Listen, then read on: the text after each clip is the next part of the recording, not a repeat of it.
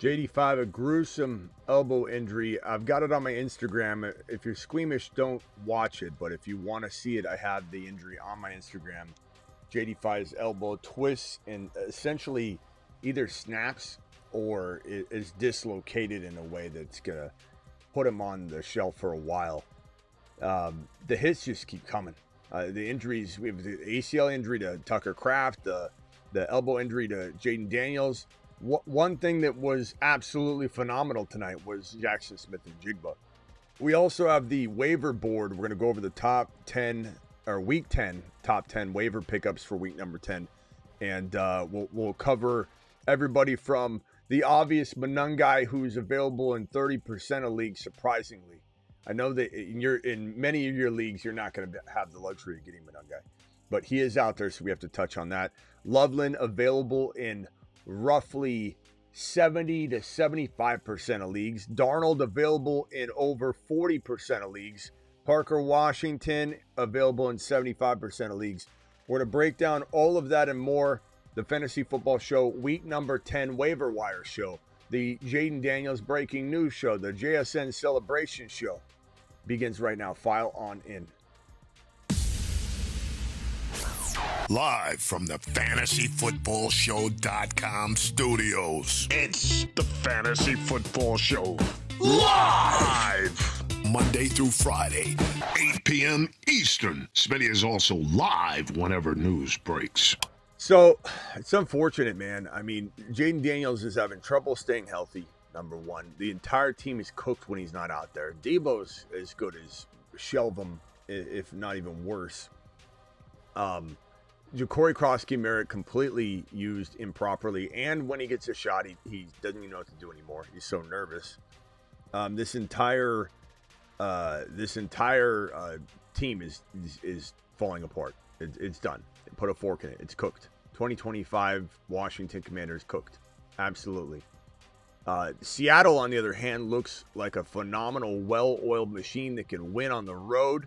They can dominate anybody. They might be the best team in their division by, I don't know. I mean, you could talk about the Rams being just just as good. But these two teams are phenomenal. 6-2 Seahawks with Kenneth Walker and Charbonnet not quite getting it done. But it's tough to know even who to start each week. Kenneth Walker, 42 yards, Charbonnet, 25. Charbonnet catching one pass for 21 yards. Walker getting 2 catches, but 19. Just nothing really big in the rushing department. But JSN, 8 for 129. No touchdowns. The touchdowns went to Horton and White. Horton catching 2 touchdowns, 48 yards. This is a midseason monster. Horton, if you remember. A tough guy to count on and start. Like, even this is a good game. Like we talked about him, this is a good game to start him because Cooper Kupp was out. So a lot of you had a lot of Horton questions. There were a few that we didn't go Horton, but because there were just a little bit safer options. But a lot of you got the Horton nod here on the channel as we were going through your start bench advice, especially near the end there. And Horton absolutely smashed for anybody that had him in the lineup.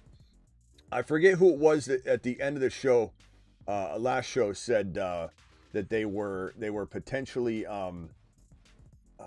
were potentially going to pick up Horton or not, and I said, well, I think I said no on that one question, and I feel bad for that one, but we hit a lot of Horton, start him, put him in, plug him in, bye weeks, injuries, so Horton got a lot of people probably a W. He was absolutely phenomenal. Been a midseason monster all season long for us. We like him a lot. He's a really promising young rookie wide receiver. Arroyo is also a very promising young rookie tight end that just looks a lot like Antonio Gates out there in a short dose, obviously, 29 yards and a touchdown. But just the way he moves and operates, I love the way he commands space. I think Arroyo's got a chance, and some rookie tight ends take till their second year. He has a real chance of being special, top 12 overall tight end special. I love Arroyo in Dynasty. Make sure he's not available. And then let's go to the board real quickly. And you guys toss out with the green check mark any players you believe should be on waivers. And I'm gonna put Manungai as not a number, as a kind of boxed out.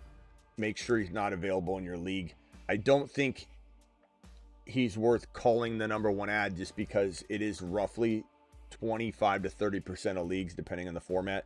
So really, the number one ad is going to be Loveland. The number two ad is going to be Darnold. The number three ad, maybe Parker Washington. Will move this around. But if anybody has a player they think should be added to this list, put a green check mark and put the name. If you don't put a name and a green check mark, I won't see it. So you're not going to get it onto the waiver board. But if anybody wants to throw out a player that they would like to recommend as a top ad of the week, do it live. Drop a green check mark. Travis, if you want to call in, if you're out there, feel free. The phone lines are not open yet. Let me see if I can open it up for him. But he usually calls in and we go over percentages. Kind of helps expedite things. But if you guys have a player you think should be added, drop a green check mark, and we will potentially add the player. Fannin Jr., yeah, he might be available in enough leagues, especially with the bye week, that you need to pick him up. And he especially with the rumors that Njoku could get traded, and I know that's been shot down, but come on, team's posture, that's the way they do it. So Fannin, we can put Fannin even here. I'll write the names we need to plug in over here, right here, and then we'll reorder them. Fannin's available in about 40% or actually he's rostered in 60% of leagues. We're putting rostered number. Tootin, definitely need to grab Tootin. That's been a weekly ad for me. Mariota, yeah, I mean, if you need a QB, especially in Superflex, yeah, definitely. Theo Johnson, yeah, that's not a bad name. We'll add on here. Higbee, potentially. Jaden Reed, yeah, he could be somebody we start talking about as we start returning. And let's see here. Jackson Smith and Jigba was just amazing tonight. Just amazing. I mean, he's a fantastic. What list was he on? He's on a shuttle to Mars. I think Debo's fading like Hampton. It's like Back to the Future. Loads dropping and spinning aimlessly. Gonna go back in time. Look at this board though. I mean, Chase Brown's been playing amazing. Tyler Warren, don't let one game. This was a good board, but JSN just an absolute statistician, just a straight up monster. All right, here's Travis. Travis, who am I missing right here on the waiver board? I got Manungai, I've got Loveland, I've got Darnold, I got Parker Washington, we got Fannin, Tootin, Mariota, Theo Johnson. Who is a glaring name that's missing? Maybe Stafford. I don't know what his availability is. Let me see. I'll have to double check the some of the sleeper percentages, but what I'm looking at quick, I think 80. I know Flacco's available in almost 50% of Yahoo leagues. Yeah, Flacco. Chat, do we like Flacco, the Flackmeister, over Parker Washington? Darnold, right? Darnold 62. Darnold. I mean, Flacco looks amazing. Honestly, Parker Washington's good, but is he like winning you a league? No. I mean, he's good. He's definitely going to be good, but 26%. Right. Not that Flacco's necessarily winning you a league, but if you're dire straits at a QB, he might be. Flacco, you said 50% available, 50% rostered. Yeah, about that. Okay. I'd probably say Stafford and Flacco. I'm going to share this number 3 line. Look, QBs are just so much more important. This is an 80% ownership of Stafford, though. So borderline shouldn't even be on here. If he's on here, Manungai's got to be on here. So kind of a I don't know, playing of numbers game here where it's like all of a sudden now just make sure Manungai's not available in your league. That's why he's boxed out. I don't even know if I believe this percentage. It's crazy. How could he be available in 30% of leagues? I mean, I'm sure some leagues are 10 or 20, some platforms, but Sleeper says right around, I thought it says 70. Manungai. I think it's 70. He's rostered. Oh, okay, he's rostered in 77%. Okay, so that might have been why I put him on here. So 77% rostered. But that's still roughly the same as Stafford. So just make sure Manungai is not available in your league. Okay, just plain and simple. Let's see.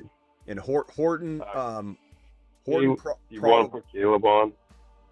What's Caleb's availability? And I got Sleeper up now. He's available in almost 30% of Sleeper leagues. So rostered in 70. Okay, we'll put Caleb there. Stafford. We can erase Stafford now. Horton, Fannin, Tootin, Mariota, Theo Johnson, Parker Washington. Stafford, you got Stafford, right? What's Rico Dowdle's availability? Tell me he's not. Tell me he's not in like even the 12, 10, 11. He's available in 11% of come on, man. Sleeper leagues. Okay, so we're gonna put Dowdle and Monangai up here together. Do not like 11 available in 9 or rostered in roughly 90% of leagues. I guess is a good way to put that. 90% of leagues. Make sure these guys are not available. They would go 1 and 2 on this board. Can't believe that he's even available in that amount of leagues. So of the normal players available, Loveland, Darnold, Flacco, Stafford is kind of in this mix too. Caleb. The reason I'm ranking Stafford here is because I don't know that he fits in this box where it's like, if I want this box to represent, if these guys are available, you take them and then you go to this list. And since Stafford doesn't really, he's great. He's great, but I'll probably put him right here. Maybe I'll put all the QBs in tier, we'll call these tier 1, Loveland tier 1, tier 2, or tier 1B maybe. So tier 1A, we'll go Loveland. Tier 2B or 1B, we'll go the quarterbacks. Is there anybody else we're not thinking of that's available in so many leagues that we just aren't realizing it? Like Fannin, for example. I didn't even think of Fannin when I went live, and he's available in 60% of leagues. Or he's available in 40% of leagues. Horton, Parker, Washington, I think we're getting close to that group, but I just want to make sure I'm not missing somebody that either goes in tier 1A or tier 1B. Let me see. I'm trying to look at the top scorers from this week. Trey Benson, for sure. Good one. Benson. Dart is still available in 22% of sleeper leagues. Dart, so rostered in roughly 80. Oh, 80. 78%. 88. 78%. 78% of leagues. Okay. Dart's a good one. Penix, we have to see more out of. I don't know if Penix would go off to the side or what. He's available. We'll put him here. I think this quarterback tier is more important than Parker Washington's and Horton's and really the only one that I think has league winning ability over here, Benson, Fannin, Tootin. So far. Parker Washington's not a league winner, but he's good. He's really solid.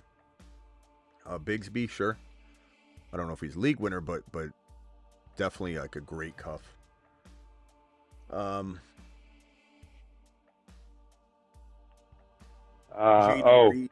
mean it's close, but Kincaid is available in 19% of leagues, so he's right on that 20% counts.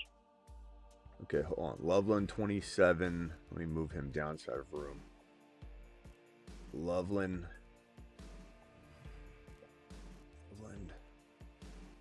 27% rostered, and then we'll put Kelsey in this box here. And what did you say he was available in how many?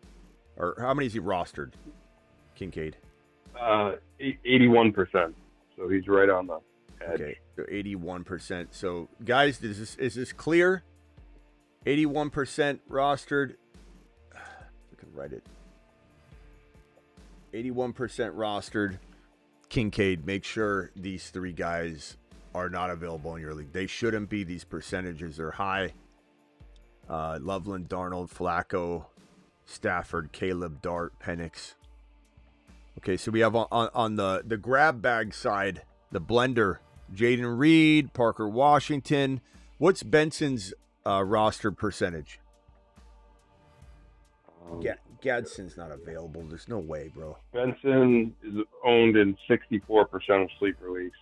Okay, 64% Benson. Yep. Stop throwing Gadsden out. Gadsden can't be. There's no way. That's going to be like 5% or 7. 86% is owned in. I mean, I have Dowdle on this at 90. Yeah, I mean, it might maybe like that's a last call box, you know, for guys like that. They're probably coming off of the list after this week or within, you know, definitely off this list after the week. Damn it. Hold on a second. All right, Kincaid 81. Let's rewrite this. Anybody else that's going to be needing to be written at this top box before I move on, people? All right, so we're going to put Dowdle number 1, by far and away the top ad. If for any crazy reason the grandmas in your league have left him on waivers, and so do you, 90% availability. That's not a high number. Next up was Manungai. Well, is it? Yeah, it's probably. Is it Gadsden or Manungai? Who do you guys like? It depends on how you look at it. Because don't you think? Well, do you think they split the backfield, or do you think Swift goes back to getting? Oh, I 100% think they split the back. This is Monty and Gibbs at bare minimum, and not Monty Gibbs now. Monty Gibbs when Ben Johnson was you know. It's probably Manungai then, right? Because running backs are so hard to come by this time. Well, what's Gadsden's availability, you said? Roster. So he's owned at 86%, I believe. 86% rostered. Okay, then Manungai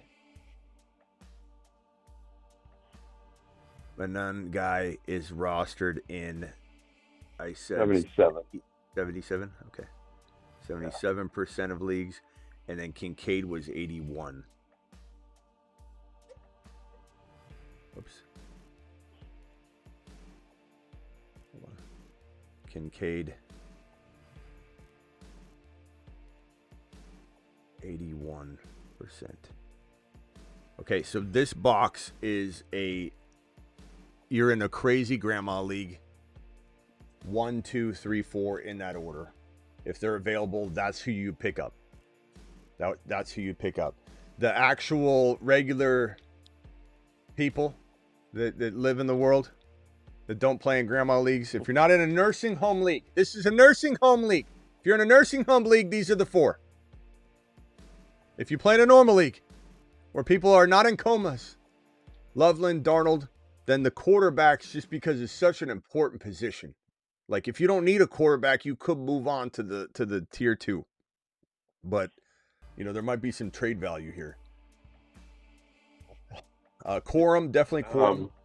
I like the Quorum, but I mean he's a Harvey. Already hearing people. Harvey's only 73% owned and sleep. None of them. I'm gonna move, man. Kincaid or Harvey? Well, I mean, so what's the cutoff for like? So I guess he goes in the top of the list. He's going in the top box. So I have to reorganize the top box again. Kincaid or Harvey, guys? Rank who would you'd rather have? If you're in a nursing home league, if you're doing an abandoned orphan. I gotta be gentle with my words. Your inheritance. You inherited a league. In the nursing home league, it's not an orphan team. They didn't abandon it. They actually left the earth. You inherited their league. Who you picking up first in that inherited league? Okay, it looks like so I'm gonna rewrite Kincaid down here. At least this will be easy to. I'll just need to rewrite one thing. 81% in the inherited league, and then I'm sorry. What was the percentage for Harvey? Unbelievable. He is 73% owned. Okay. Yeah. You know, I like doing this show this way, and I know that everybody does their waiver shows differently, but I feel like if you don't have these kinds of conversations, you're not getting the proper waiver advice, because this is for everybody. Now, some of you don't play in these nursing home leagues. I get that. But it also lets you know my value of these players. If you don't hear me talking about them, then you next thing you're going to go say, what do we think of Gadsden? What do we think of Manungai? This really gives you a value of the value placement here for all these players. So I think it's a smart way to do it. And anybody that does this, like, okay, we're capping it at 50%, there's a lot of good conversation you missed. Even if you can't pick the players up, you could trade for them. You're just hearing what we think about them. All right, anybody else in the top box, the Grandma League box? Damn it. trying to see if there's anybody else. Let me see what the chat. I don't think so. Yeah, it's probably gonna be somebody. Kincaid. Hendy, 82%. I don't know. I'm gonna cut Hendy. It's gonna grow. That number is gonna be bigger, Smitty. All right, where do I put him? Well, I mean, that number's maybe big enough to go in this bottom area. So if we put, let's see, Darnold. Let's move Darnold down. Okay, so Loveland, Darnold. Yeah, And Hendy. And what's his roster percentage? 80%, 82%. Okay, so 62. And then Kareem Hunt is 75%. I know he's a starting running back until Pacheco's back. I'm going to put Hunt over here because I'm not reordering that. Hunt. All right, so Hunt is on there. Okay. So rather than just completely, mess with this side and rewrite it again, I'm just going to start kind of like talking about this other side. I think this pretty much kind of gives you that foundation. Grandma League, make sure these guys aren't available. If they are available in this order is how I like them. Dowdle, Gadsden, Manungai, Harvey, Kincaid. If Harvey got the start tomorrow, he'd go right next to Dowdle. Just so everybody knows. Like there's different, news that could sway this. Loveland has a chance if let's say these guys in Loveland were available. Loveland probably could climb into this box, but right below Kincaid. Hendy, to me, I think that, look, the world, there are two types of people in this world. Those that think Hendy's trash because they just watch either they're the red zone Ronnies or they're the box score Bobbies, and they don't realize that Hendy actually had a big chunk of this game was a really good game. The very beginning of the game, he was ripping them off. They used him, consistently. He got 14 mother freaking carries. He got 4 mother freaking receptions. And because Jennings got a short touchdown, everybody's like up in arms and they think he's trash. He's trash. Hendy's trash. Anybody saying Henderson's trash, it's a casual take.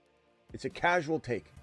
If you want to say his... He had 80% of snaps, Yeah, if anybody wants to say his situation like frustrates me and I don't want to be a part of it, that's a valid take. I don't agree with it. That's a valid take. But you start saying things like Hendy's trash, that's casual. That's a casual take.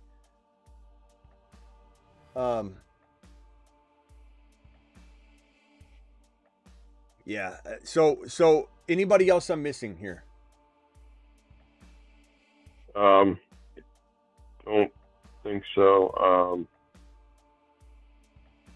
The guy, I don't know how you feel about Manuel Wilson. No, Aaron Jones. He got hurt, so we're gonna have to see what happened with him. Emmanuel Wilson. Yeah, let me see. Yeah, Emmanuel Wilson.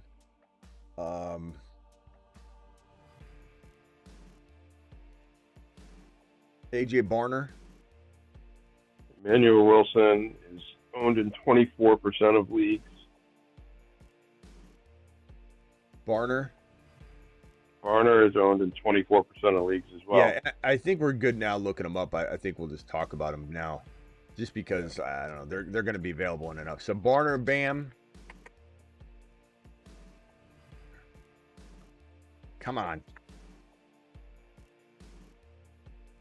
I think this one's done.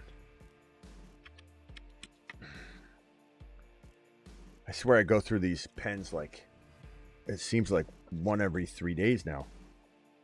I don't know if I got a bad batch of pens or not. Singletary. You keep saying Torrey Horton, but he's on. Oh, I did it. Oh, I erased him to move him. Okay, I see why you got. I'm like, why does everybody keep saying Torrey Horton? He's on the list. Horton right here.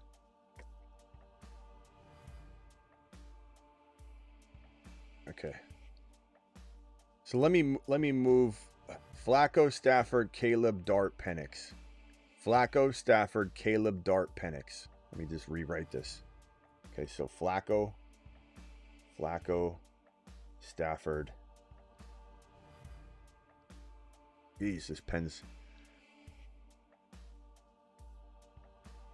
dropping loads like Flacco did in the game. Jeez. Okay, Flacco, Stafford, Penix. Who did I say? Dart, and who?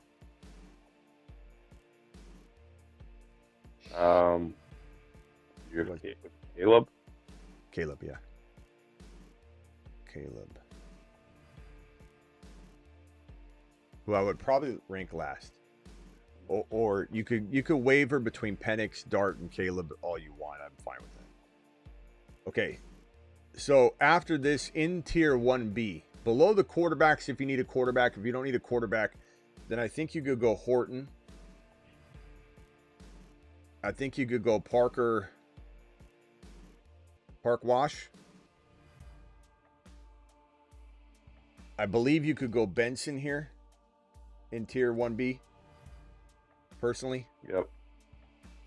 I think Fannin. Fannin. Fannin.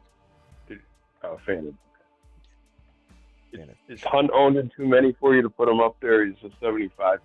No, I'll put Hunt here. Hunt, Fannin. Bam, we'll see Tootin. I'll put Tootin here. And then I believe that's probably it for me. I love Emmanuel Wilson to a degree. I love Bigsby to a degree. I love Theo Johnson and Barner and Bam and Corum and Reed. These are all good players, but I don't know where they rank in my pecking order. And honestly, Benson's got potential league winning value. I'm gonna put a square around the players that I think have league winning potential value. Tootin, Benson, to a degree, Fannin at the tight end position. I like Horton and Parker Washington. I like Hunt, but I wouldn't call them league winners. Flacco could be. I'll put a dotted box around him because he's just got the weapons and he looks really good. It's so hard not to love what he's doing. Stafford, I put a dotted box around him being a league winner because if you're in dire straits at QB and you have the league winning team and you just need that quarterback. Loveland, league winner. Darnold, league winner. If you need a quarterback. Hendy, league winner. You can say what you want. I really don't care. And that's it. What other players? DK. What about DK? You got to put DK on here. Parker Washington, Hunt. I'll move Hunt up so we can fit DK in here. The Tennessee Titan wide receiver. Yeah, he didn't do much today, but he had the touchdown. It depends if you get touchdown return points, or I mean touchdown. If you get a return touchdown points. Right. So he had 8 or 9 points, I think, or something. But I like DK a lot. 7.5. But yeah. Oh yeah. Yeah, he's the guy though. Darnold, Loveland, got that. Musgrave, someone to look at. Did I write that already? Musgrave. I don't even know. Is he healthy? I don't even know. With P. Ryan, I guess. P. Ryan. This group over here is in no particular order. Juwan Johnson, he's been a top 15 tight end past 3 weeks again. Yeah. Juwan Johnson. Downs is in that percentage area. Yeah. Dobbs is right about 75% owned, so he's right on the edge. Especially with Wilson. the receivers getting banged up there in Green Bay. I'm going to put Downs over here in this group over here. And I'm going to put, who did I just say? I said it right before you said Downs. I'm sorry, let me go back. I want to say Brashard Smith. That's who I was going to say.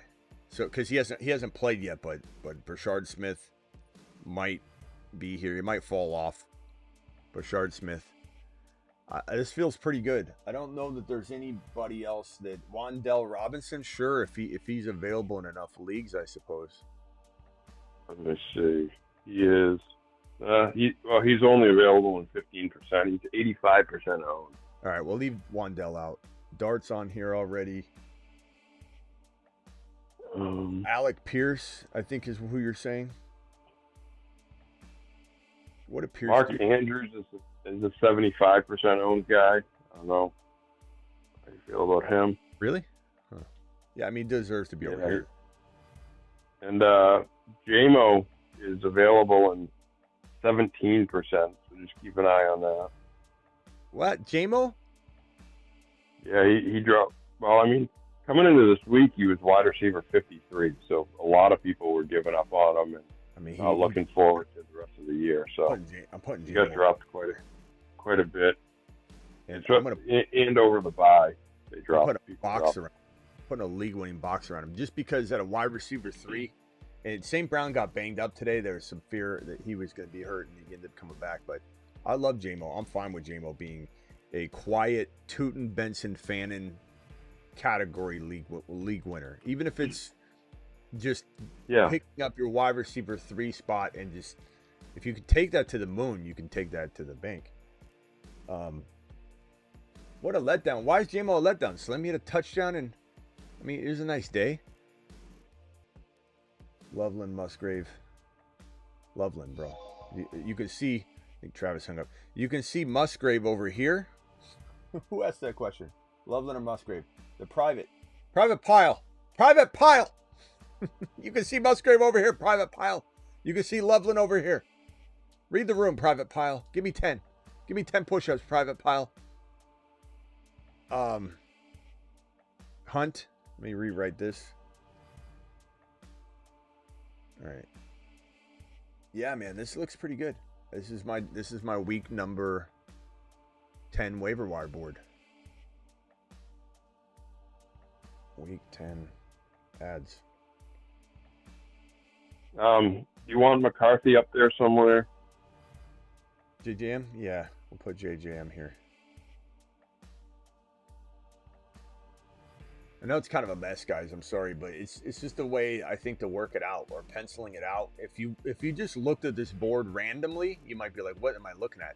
But if you were here for the construction of it, I think you understand it. I think you feel probably better about this waiver board than you do some guy that put together 8 names and didn't have a conversation with you and didn't think about the things that you guys have all called to light.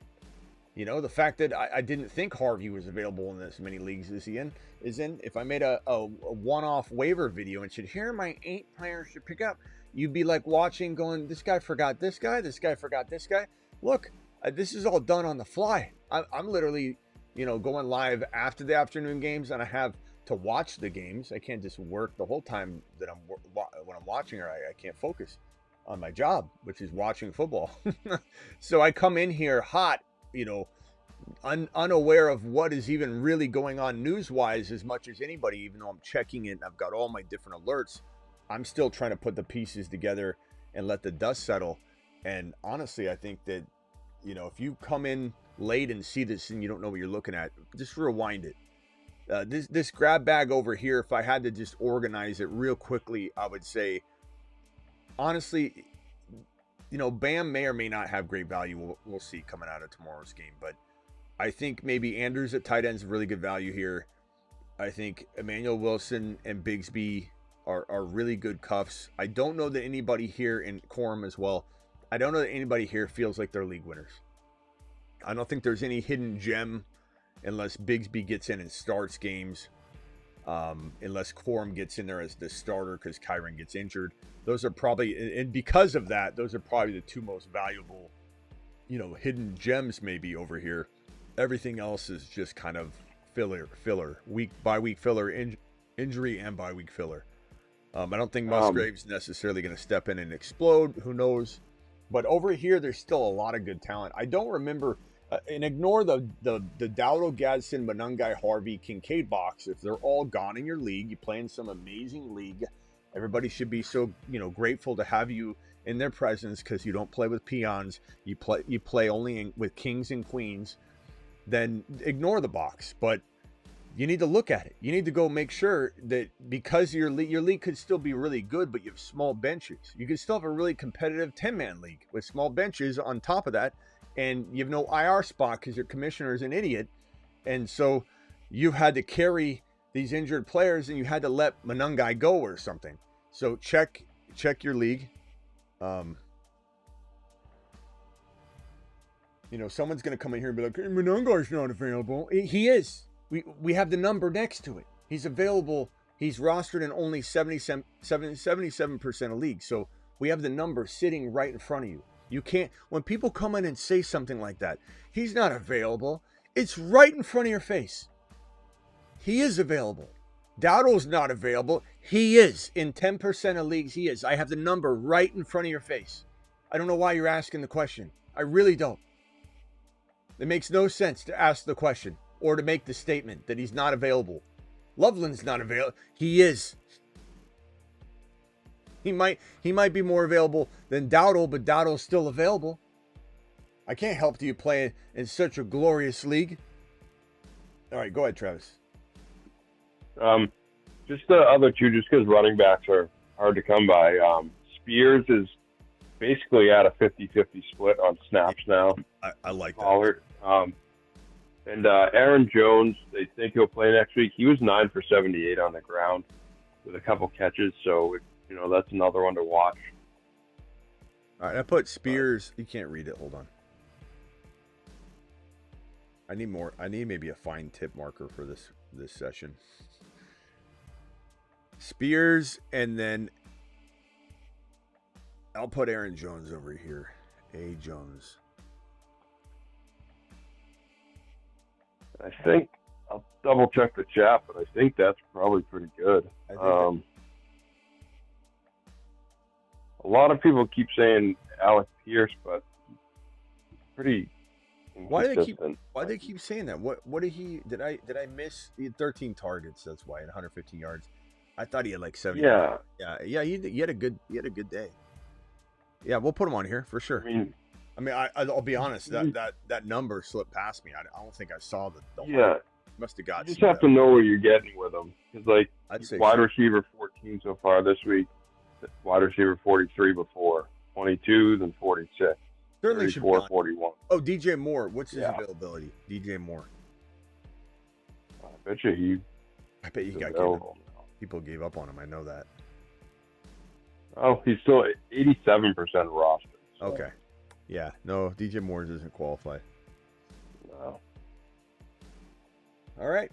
Now, Travis, hang tight real quickly. Let me just get through some of these super chats. But those of you that didn't hear, Jaden Daniels, I don't know if there's an update since I've been live because I'm trying my best to stay focused and I haven't been reading the exact updates, but it looks like a broken or dislocated elbow. Quinn, Commanders didn't consider pulling Jaden Daniels. That went through my mind, like, why didn't you pull him? But yeah, jeez, man, you can. Oh, they're desperate, like you said. Their season on the line like that. Yeah, I get it. That's why I didn't say anything about it. It's borderline. It was borderline, but man, JSN exploded. JSN again, 8 catches for 129 yards. Continues to play at a top 3 wide receiver level, top 1 to 3 wide receiver level. 8 receptions, 129 in a 4 touchdown Darnold game. Didn't have a score, which I know it's kind of deflating in some ways, but just such a great day. Can't be complaining about that. Debo 5 for 41 wasn't the worst, wasn't the worst line ever, but now with Jaden Daniels, I know a lot of people were crapping on Debo, rusty Debo, cobweb Debo. No more Debo bow. The bow broke. And granted, with JD5 down, I do kind of feel like I can't trust him. Hell no. So it sucks. It is what it is, You got to adjust and adapt. This is why you got to stay on the waiver board. This is why you got to make sure you have the Manung guys before they turn into Manung guys. This is why you got to have Hendy now before Hendy turns into what Harvey's turning into. You got to have the Gadsons, the Kincaids, the Dowdles, all these players. They're still players on this board. Even if you aren't in a grandma league and these 4 or 5 guys are gone, you might have someone here that still can be impacting. I've put square boxes around the potential league winners, the guys that could be ending up in a box next week or the week after, where we say, if they're available, of course, you pick them up. And it might be Hendy, Fannin, Benson, Tootin, J-Mo, Loveland, Darnold. Well, it is Darnold now. Darnold, man, Darnold looked great. Minnesota did have J.J. McCarthy playing well today. You know, he played well. So they probably aren't feeling extremely bad. Ron says Fryermuth, 3 TDs in the last 3 weeks, not highly owned. Okay, I don't mind Muth. I'll put Muth on here.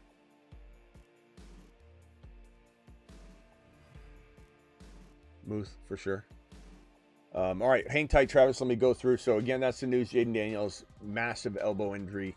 JSN exploding. The Seahawks backfield just murky as hell, and it's not even proving to be productive. But I do think Charbonnet, as long as he's healthy, walking their next contest, I think he's still a touchdown threat. So it kind of comes down to like how in dire straits are you at the running back 2 or flex spot, but hard to trust that running stable right now. That's kind of why we've been saying get rid of it, though. You know, I like Sharps, but you guys hear me every week say Sharps and Walker, get rid of Walker, get rid of Sharps and Walker. Go to the Walker owner, see if they want Sharps. Go to the Sharps owner, see if they want Walker. Like, it's literally in every single day. Every other sentence that comes out of my mouth is to get rid of the Seattle backfield if you can upgrade it, because it is messy and there's obscurity to it. So, you know, like I've been screaming for weeks on that. I don't know what to say at this point other than if you got them, it's kind of a crappy situation. Unless one of them, and I'm not wishing it, but one of them gets hurt, then the other one could probably thrive. But they enjoy mixing this up. They trust both of them in almost equal fashion, so they're not going to change it.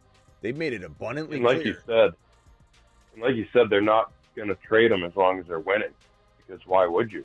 They're enabled. They're enabled to continue on the course of frustrating fantasy football worlds. They don't care. And yeah, so let me go through these super chats real quickly. I'll put the waiver board up here and hit these. So Ron, thank you. Ron said put Muth on the board. We did. Muth is on the board. I'm up 30 and have Bam versus CD and Pickens. I'm up 30, have Bam versus CD and Pickens. Who would you rather be, Travis? Up 30 and Heat. I don't know. Maybe CD and Pickens. Kind of a ride the player, but I don't know. Yeah, that's tough. Good job though. You're in the mix. That's awesome. Drake to Saturn, Smitty. He was incredible today. I love how many people crapped on Drake London. How many people, Smitty, we're going to sit him because of the matchup. You don't sit studs. And as I said, when people were debating sitting him for flex names, last night I went irate. This morning I went irate on people going, what makes you love him? And we all did, and we all do. We all do now again. The whole world loves him as a top 5 to 7 wide receiver again. But before today, everybody was reverting back to he's no longer a top 5 to 7 wide receiver. Should I sit him for my flex play? I picked up so-and-so, even Parker Washington, who had a good day.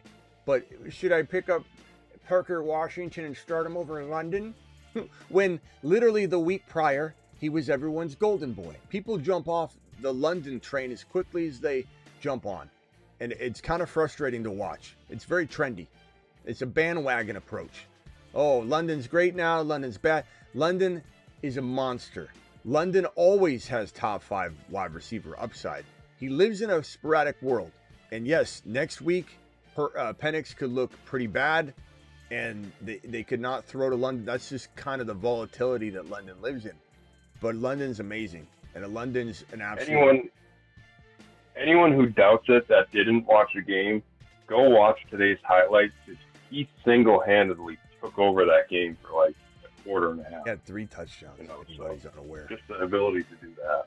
I mean, he exploded in this game. If anybody's unaware of what London was doing, if they're an unaware Unger and they're just meandering on through. First of all, let me show you a couple monsters today. Brock Bowers, 12, 127, and 3 tutties. That's what Brock Bowers does for a living. He's a freaking machine. London. There's London. London, 9 for 14, 9 of 14, 118 yards and 3 touchdowns. Hat trick. Do it live. Where's my boy Rico Dowdle when you need him? Where's Rico? Rico. I've got it here somewhere. Manungai, 176.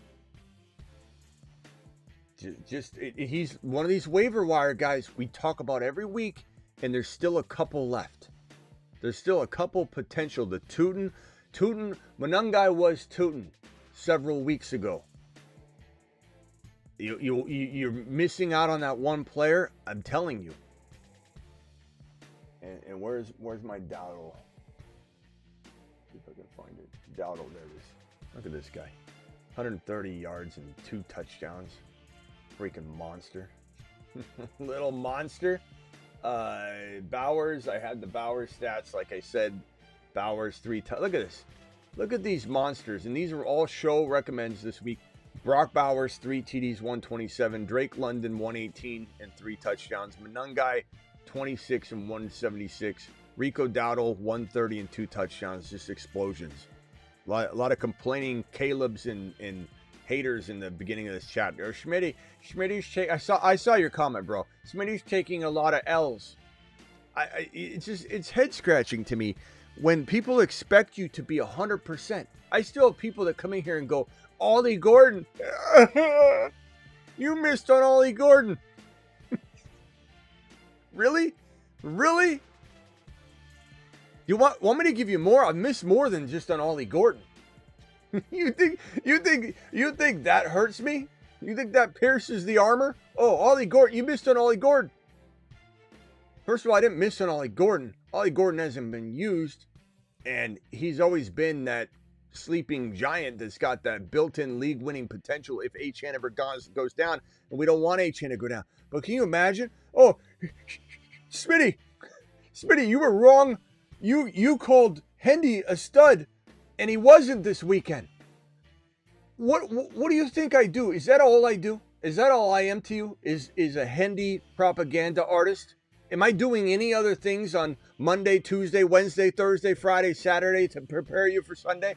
Am I doing any other of this work right here? Bowers, London, Manungai, Dowdle. Am I just out here like, oh, Smitty Mahomes had a bad game today. I bet you feel bad. Smitty's taking a lot of L's. Oh, Smitty's taking a lot. I see a bunch of W's on the board. I see a board over here that the buys for week number 9 with a bunch of check marks on it. And then sad JD5, man. This one sucks. Jeez. It's brutal. This ETN2 one ain't that bad. And Nico's still a good buy low. You say whatever you want. Where are we at? Smitty, guys, Smitty missed on Gordon.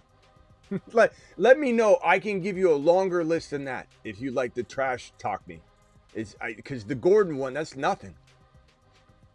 What are you talking about? What? How has that come up? It's so wild. Fields or Penix Jr. I don't know. They're both volatile. They're both going to be up and down. Smitty said Sharp over Rico. No, I didn't. Who said that? Who said that? They're gone because they're spreading lies. Who is that? You shouldn't do that, bro. Who said that?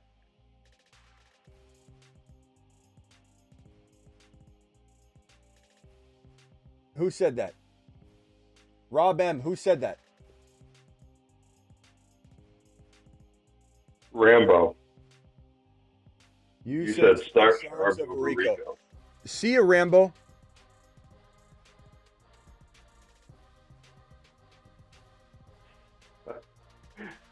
That sucks.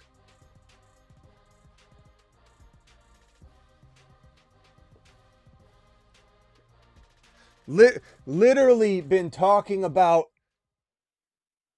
Dowdle all week long as a must-start number one running back one for fantasy teams. You want to keep spreading lies and such in the chat? Do it. And either last night or the night before, we even talked about how he has a tough matchup, but I wouldn't worry that much because you saw what Judkins did against Green Bay. Yeah. So running back, right. They're working against Green Bay. Fields or Penix, Travis? Oh man, I think the thing with Fields is like a matchup guy. If it's a tough defense, I'm not going near him. Yeah. So Penix, I think, could maybe get on a roll. I'll take Penix because of his weapon. Put it that way. Yeah, I think I agree with Travis on that. Let me see if I can go back to this. Where was that? Okay, Fields. Okay, thank you, Young. Appreciate you. Young to the moon. All right, let me get these super chats out of the way, and then we'll potentially open the phone lines. Oh, man, Husseini, I'm so sorry your $20 hauler was sitting here. Husseini, appreciate you. Alert. Super chat alert. All right, Husseini says, all right, Smitty, I put up 122 this week. I'm sad about my JD5, but thankful for his 15 points. Opponent had at 105, got Pickens left. Oh, it's so close, bro. And it's not your fault because like JD5 would have scored more. You know? Probably would have scored a little more. I imagine. There would have been some sort of prevent defense garbage touchdown or something like that. But you're still up, and Pickens could easily have a dud game, so need Pickens to stand at 16.9. If it's half PPR, it might be possible. This is what fantasy football is all about, another bar fight matchup. Thank you, Husseini, for the $20 hauler, man. That's going to be a close battle. Damn, man. You keep getting hit with massive injuries. Yeah, Drake won me the game today. Great surprise. Rhino, appreciate you. Rhino to the moon. Rather have Harvey Dobbins or Vidal Marks. I'd rather have Harvey Dobbins because I think Harvey's going places, man. I mean, we can't promise it. We have no guarantees, but boy, he looks good. He's 5 touchdowns in 3 games. Love the show. Will Rome Odunze be okay moving forward? I cannot tell you I know the answer to that because I don't. Because Caleb Williams doesn't know that Rome exists, I guess. It's insane. The list has become more bloated than my stomach. Post Modelo time. Hashtag. Thank you, Logan. I mean, would you rather have, and I know you're not complaining necessarily, but would you rather have me come out with 8 names? Or would you rather me attack this in a way that helps every single individual? One person said, you just throw every name on there. But I explain it all. I go through why they're here. I go through why you might pass over the quarterbacks and then maybe go with a Horton or a JMO or a Tootin. Or why, because you have a league-winning team, you just need a quarterback because you got hit hard with the quarterback injuries. You got JD5, and you're like, I could win the whole thing, but I have no quarterback. I explain it all. Then we go over to this section.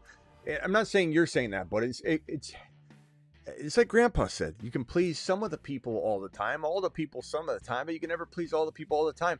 I'm starting to think I can't even please some of the people even a fraction of the time. And again, not aimed at you, Logan. I'm just laughing because you get this deep and people get into the season, people get really upset. He's traded by JD5 and Olave earlier in the week for T. Higgins and Bucky. Feel bad since the trade was to my coworker. Shade, it could be worse. It could be your Aunt Edna.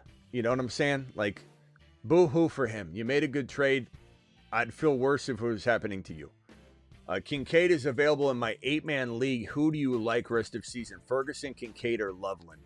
That's tough, man. Kincaid or Loveland? Chat, vote on that. And Ferguson, too. He's been playing better than both of them all year until recently. Guys, are we going Ferguson, Kincaid, or Loveland?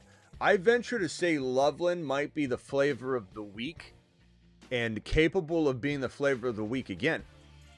But I don't necessarily think this is a locked-in, consistent thing because look at Rome Odunze. Rome Odunze is a top 10 wide receiver. Then he's nothing. Then he's back, and then he's nothing. So does anybody think Loveland? Now, Ben's creating a lot of this, and I know a lot of the Oh, Smitty, I bet you think Caleb's good now. No, I don't. I watch football. Ben Johnson is so good at scheming up stuff. If you've noticed when there are good throws. Caleb, like, if you want me to say a positive thing about Caleb, he has a strong arm and he has a really good ability to get out of trouble and run, but he makes a lot of bad decisions on the run if he throws it. He's also not the most accurate in all platforms that he's, when he's throwing on the run, when he's throwing in the pocket, he's more accurate in certain situations when he gets flustered, and he's gaining some confidence because they're winning, so that's good for him. But this is Ben Johnson dialing up a lot of plays where there's bad tackling. You remember I said right before the game that Caleb's going to throw, when someone said, should I start Caleb? And I said, look, Caleb could throw 2 or 3 TDs in this game. He threw 3. I wasn't, what I said Caleb could do, he did. That he could throw a touchdown to his receiver, it ended up being Loveland, and literally just take it to the end zone with bad tackling, and then Caleb throws a touchdown. Now, that's all part of the game. If Drake May does that, we don't say, oh, that wasn't a good throw by Drake May, it was just a receiver. So I get where everyone's like, come on, Smitty, admit that Caleb is amazing, etc. But I'm telling you, I don't feel that way. I objectively don't feel that way. I feel like Caleb is a good quarterback. I don't think he's great. I think he's a good quarterback that can play very well inside Ben Johnson's system, just like Jimmy Garoppolo could play well inside Kyle Shanahan's system. And I think that Bajan is better. I truly believe that. And that seems laughable when Caleb has a good game, and no one says anything to me when I say it when Caleb has a bad game. And Caleb hadn't thrown a touchdown pass in 2 straight games, goes out and throws 3 of them today, catches 1 and throws 3, and he still only has 3 touchdown passes in 3 games. So you can sit here and say, oh, when Caleb does well, Smitty, that's ridiculous to say Bajan's going to be better than him someday soon. Just wait. If Caleb gets injured, I don't wish that upon anybody. I'm not saying that. And Bajan gets in, I don't think Bajan's going to give the job back. That's how much I think Bajan fits in Ben Johnson's system. And we can laugh at Bajan and act like Bajan isn't the guy. Just wait. He's better. He's a better quarterback. And if you don't believe me, you haven't watched him play, number 1. Number 2, you weren't paying attention when he won that preseason game. Miraculous finish, game-winning touchdown. Ben Johnson's so pumped and extends him, puts him on a 2-year extension that he didn't need to do. He did it because he believes in him so much that he is his plan B. You know what happens to people that have plan B? Their plan A fails. When you start planning for plan B, your plan A fails. Just wait. Kincaid is available. Yeah, so what did the chat vote? Travis, did you see the chat? No, I didn't. Looks like... let's vote on it again. One more time. Guys, Kincaid, Loveland, or Ferguson, please rank them in order rest of season. Kincaid, Loveland, Ferguson. Yeah, I went off on a tangent, probably distracted everybody. I was saying that Loveland's probably going to be up and down. I don't think this is like an unleashing party where he's consistent all the way through. I think he'll have spotty games, big games, bad game, big game, bad game, bad game, big game, big game, bad game. Whereas I think Kincaid, probably as long as he stays healthy, he's consistent. And it sucks. He's at wide receiver 1. Kincaid. It sucks to be right on Kincaid like a year later, or 2 years later. I know. Like, I don't know if Travis, were you here when we did the Kincaid is going to be? Well, the animation. Yeah, let me see if I can find the animation. I mean, it sucks to be. Some of these things were right so much later. It's just the way it is. I don't even know. It was such a bad memory. I don't know that I kept the animation. It was such a disappointing situation. Where's my Kincaid? Get Kincaided. Where's my damn? I know I got it here somewhere. Let me. I'm gonna have to manually search for it. I just don't have it on my. I only have so many buttons. And just real quick on Loveland, like clearly, in the receiving game, he has the tools, he has the talent, but the Cincinnati Bengals look up what they've done against tight end. I'll post it in the Patreon. I posted it in the Game Day Lounge earlier. They just get killed by tight ends. Like anybody puts those numbers against them. Oh, I found it. Here it is.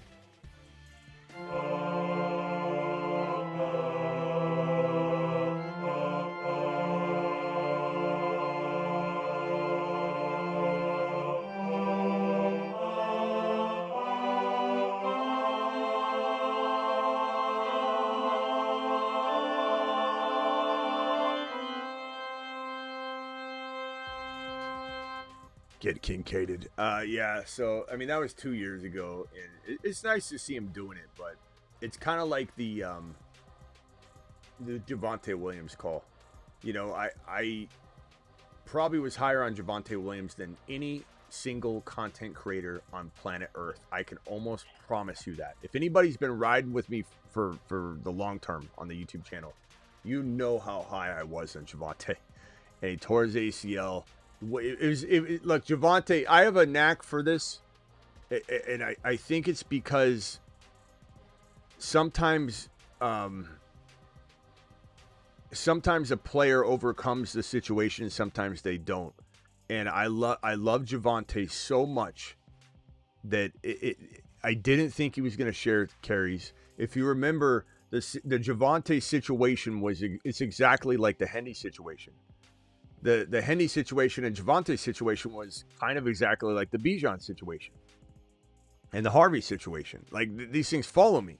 And I don't think they're always that predictable either. Like, the Henry situation was not predictable. You can say what you want about Vrabel with Henry. He didn't use Henry right away. Henry was trash. His early on in his career, he couldn't hit the hole.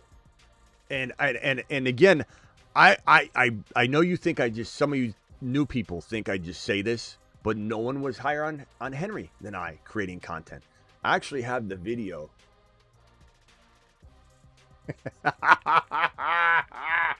Oh, this one's bad. This is my first. Anybody not believe me that I was higher on Henry than anybody creating content? I got evidence right here.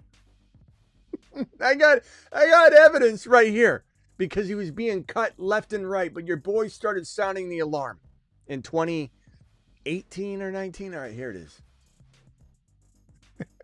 As far as like a rags to riches player, a player that can go from a flex or running back 3 or running back 4 type of area all the way up to being a top 5 to 10 running back moving forward. And the one player that comes to mind is Derrick Henry. I think Derrick Henry had that appeal heading into the 2018 fantasy football season until the Tennessee Titans acquired Dion Lewis. And I think that everybody's kind of forgetting the upside that he has if he's getting starter carries. Now, will he? Is tough to say. That's what makes him kind of a risk in entering the next few weeks. But I think that of any player in the entire league, he is one guy I would not drop or recommend dropping in redraft. Awesome. Oh, boy. Hi, In the early days. My balls haven't dropped yet. I wouldn't recommend dropping Derrick Henry. You hear Dion Lewis. Dion Lewis was beating out Derrick Henry. So everyone's going to talk about, my whole point is showing that. Hello. Hi. What? If I get this Derrick Henry call to drop, my balls will drop.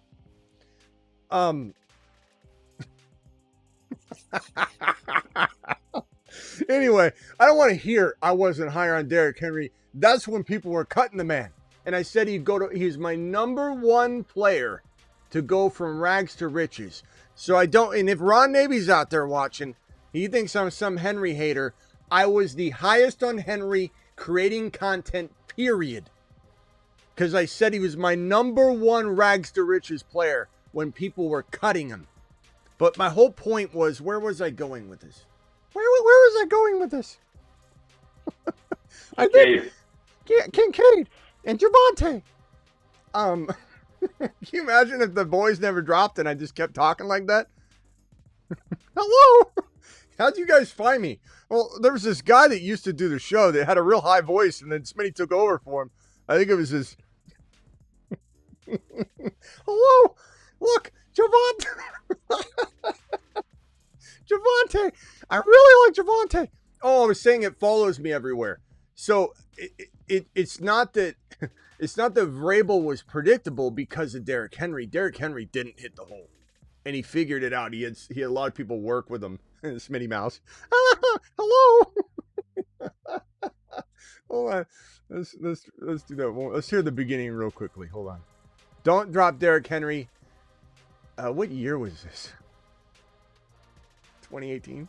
Someone asked me today, what player comes to mind as far as like a rags to riches player, a player that can go from a flex or running back 3 or running back 4 type of area all the way up to being a top 5 to 10 running back. Someone asked me today. Someone asked me. No one asked me nothing back then. I barely had 5 followers. No one asked me nothing. I think I made that up.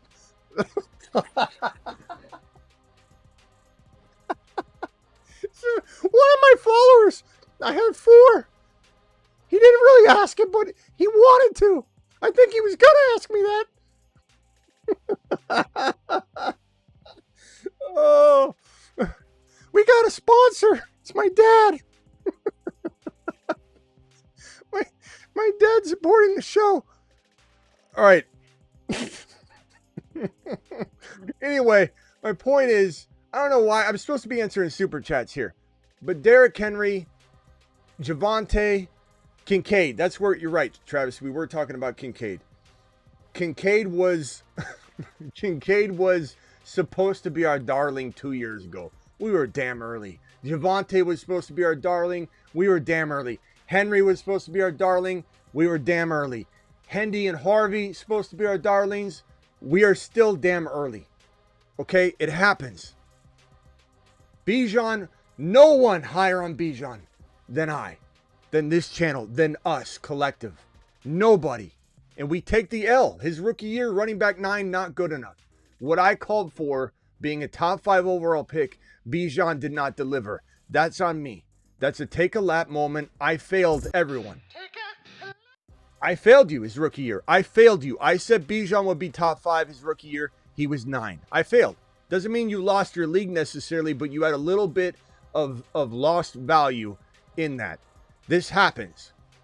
Sometimes we can't control the coaching situation. Sometimes you can see it coming. Hendy, you couldn't. Hendy was marvelous in the preseason. Marvelous in the preseason. Fields, Penix. I would take Penix like Travis said a long time ago, and I ended up just derailing the whole conversation. 4 and 5, JD5, Stafford, Henry, Genty, London, Nico, Addison, Downs, Bowers. Should I make any moves? Stafford is going to help. He's going to sweep in the nick of time. I don't think so, bro. There's not a lot to sell high here, to be honest. You know, Nico, how you going to sell that high? I'm not selling Bowers. Just keep him, bro. I'm going to say ride this train out. Stafford will step in. I think we see what happens next week. I don't think trading for you would be smart with those players. I just don't think it's the right move. I don't think you should do it. I love the waiver wire design. It makes sense to me. Thank you, Husseini. Appreciate you. Appreciate you. I think maybe Silver was watching back then. Silver's like, I don't know what's so funny. I remember this. Silver's like, look, his nads dropped and you know, the content got better. I remember it all. I kicked him in the nads and made him drop. Thank you, Husseini. Appreciate you. Woody or Tootin? Man, Woody's hard to trust right now, but I still love him. But I'd probably say the reason I maybe say Tootin is you're probably not starting either one right now. Maybe you start Woody. Depends on your situation. And so the player that hasn't gone up and down, Woody's kind of trending on the will he go back up or will he go the way of JCM? Whereas Tootin, you know, Tootin's just waiting like a firework to be ignited. And so I'm going to lean toward Tootin, but it is not necessarily the safest move. Woody could still, I'd say keep both of them. But if you're asking me to pick for like a trade reason, 12 team, 2 flex, 7 and 2, May, JSN, London, Ibuka, Rome, Barkley, Rico, Manungai, Marks, Harvey, Bill, tight end Gadsden. Drop Bill right now for Bigsby or Fannin. I'd do it for Fannin. I don't know if I'd drop him for Bigsby. Well, no, I probably would, actually, but I want Fannin. Fannin's got a lot of value. It might give you an opportunity to trade one after next week. I don't know when your trade deadline is. Barkley, Rico, Manungai. Maybe a tight end needy team also needs a running back or also a Swift by coincidence or something. I like Manungai a lot, but could you trade him? You know he's going to go down a little in value when Swift comes back, but he'll still be great. But I'd trade him high if I could. And yeah, I think your team is really good. Your receivers are amazing. You could just stand down and do nothing too. Fannin and Gadsden, there's nothing wrong with having both of them. It's a good team, man. I don't think you need to make any trades either. Your team just looks really solid. Husseini with a super chat says, Smitty and Travis take T-Law over Penix. Penix for me. I don't trust T-Law at all. I don't trust his receivers. I don't trust him. When he runs the ball, I trust him, but that's about it. And not to mention when he finally throws a good throw, which isn't every day. And then it goes like this, and here's the receiver. They drop it, and then T-Law's like, I can only throw one of those every 7 times, guys. You know, you got to catch him. There's just nobody. BTJ's injured. We think he's going to... We'll find out more tomorrow on BTJ, but BTJ got banged up again. He went back in the game, I believe, and blocked or something, but I thought I saw him in there. Didn't you see him go back in the game, Travis? I thought he was there in the game at the goal line, and then he hobbled off again. I believe. I'm not 100% sure on that, but I'm pretty sure he returned and then left. Who was it? Sorry, I was looking at something. BTJ.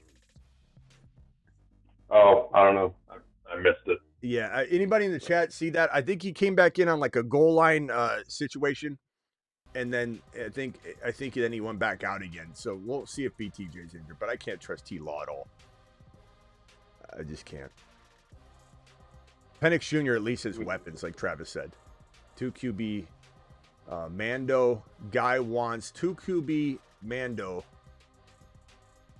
Guy wants JJM from my bench as he lost JD5. What kind of deal could I get? Oh, bro, I need to. Okay, so his players are like Devontae Smith, I think you mean.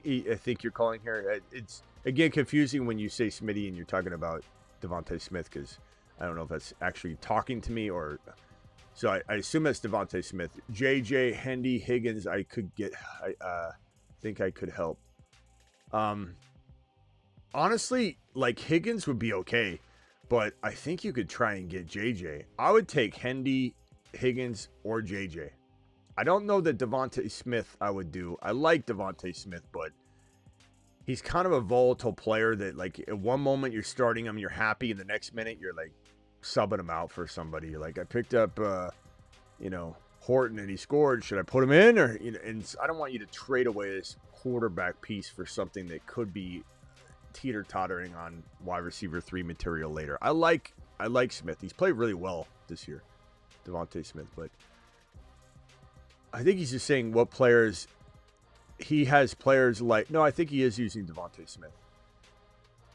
Try JJ. If you've got to give up a little bit more to get it done. Take Higgins straight up, I suppose, and take Hendy. I mean, you could maybe get more than Higgins, actually. You could probably get Hendy and Higgins. It's super flex. You know? Am I wrong, chat? Can he get in a super flex? I mean, you're drafting J.J. McCarthy probably maybe right around where Higgins is going, so you make him pay a premium, and you say, give me Higgins and Hendy. And maybe you throw him back something you don't like to make it a 2 for 2, but JJ, you might have to give up a little bit something else, because I probably would draft JJ. I think most people would ahead of JJM. But yeah, you should be able to do this. I think a lot of people are starting to do super flexes now, so they're getting used to it. And I think a lot of people need to realize the premium that goes on a quarterback in those leagues, because there's only limited amount of starting quarterbacks. So it's something to think about if you're in a new league, new super flex. Yeah. Someone asked me today, what player comes to mind as far as like a rags to riches player, a player that can go from a flex or running back 3 or running back 4 type of area all the way up to being a top 5 to 10 running back moving forward. And the one player that comes to mind is Derrick Henry. I think Derrick I'm wearing headphones that aren't connected. I've got a mic over here that's not working, and I'm wearing a lapel mic that I'm recording through. I was told my voice is deeper on the lapel mic. Smitty also told us about Achan, attaboy, when he was a waiver wire guy 3 years ago, pounding the table. I appreciate that, though. This channel championships, including me. Thank you, pal. Appreciate you. Husseini, stash Penix or Goff as a backup? I'd say Goff.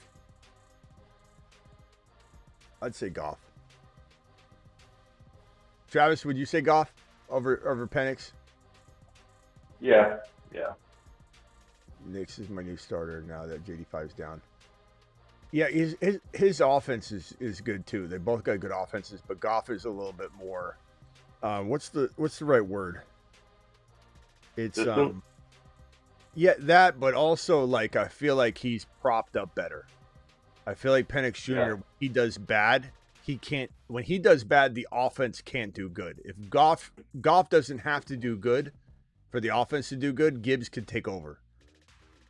Gibbs is going to be probably the best buy low this week. I'm not saying you'll steal him away, but he should not be attainable at all. And today, Bijan and Gibbs and JT are just a little bit easier to get than they should be. They should be impossible to get.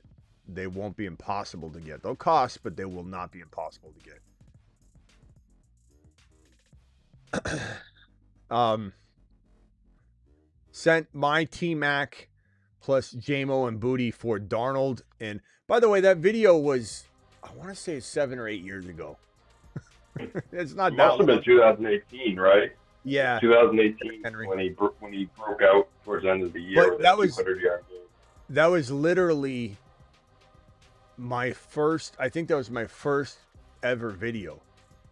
So that's why I'm saying when people say, you know, yeah, right, you were higher on Henry than anybody. I'm telling you, that was my first video. That was when Smitty Mouse debuted. That was my first video. And on Instagram, I might have had a couple others like earlier, but it was like my 5th one. You know, it was like first week or whatever. And so I was just getting set up. That was my makeshift studio in the corner of my master bedroom where I put up a wall so that Miss Smitty didn't have to hear me as much.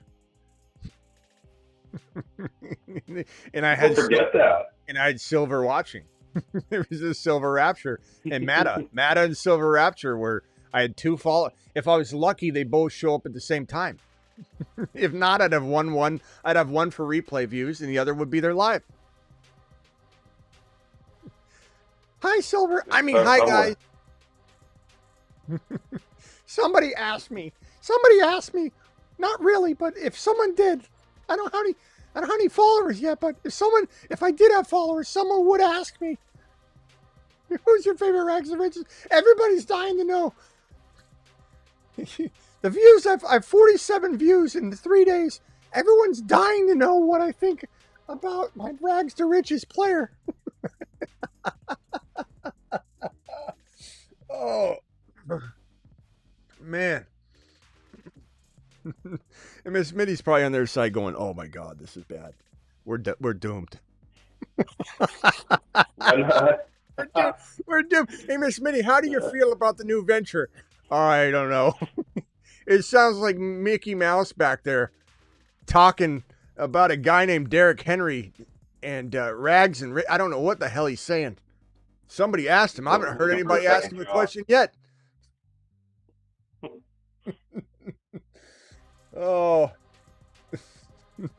Hey, Silver. I have you call in, but I don't have a phone line yet. I think in a couple years. Sent my T-Mac plus JMO and Booty for Darnold and A.J. Brown.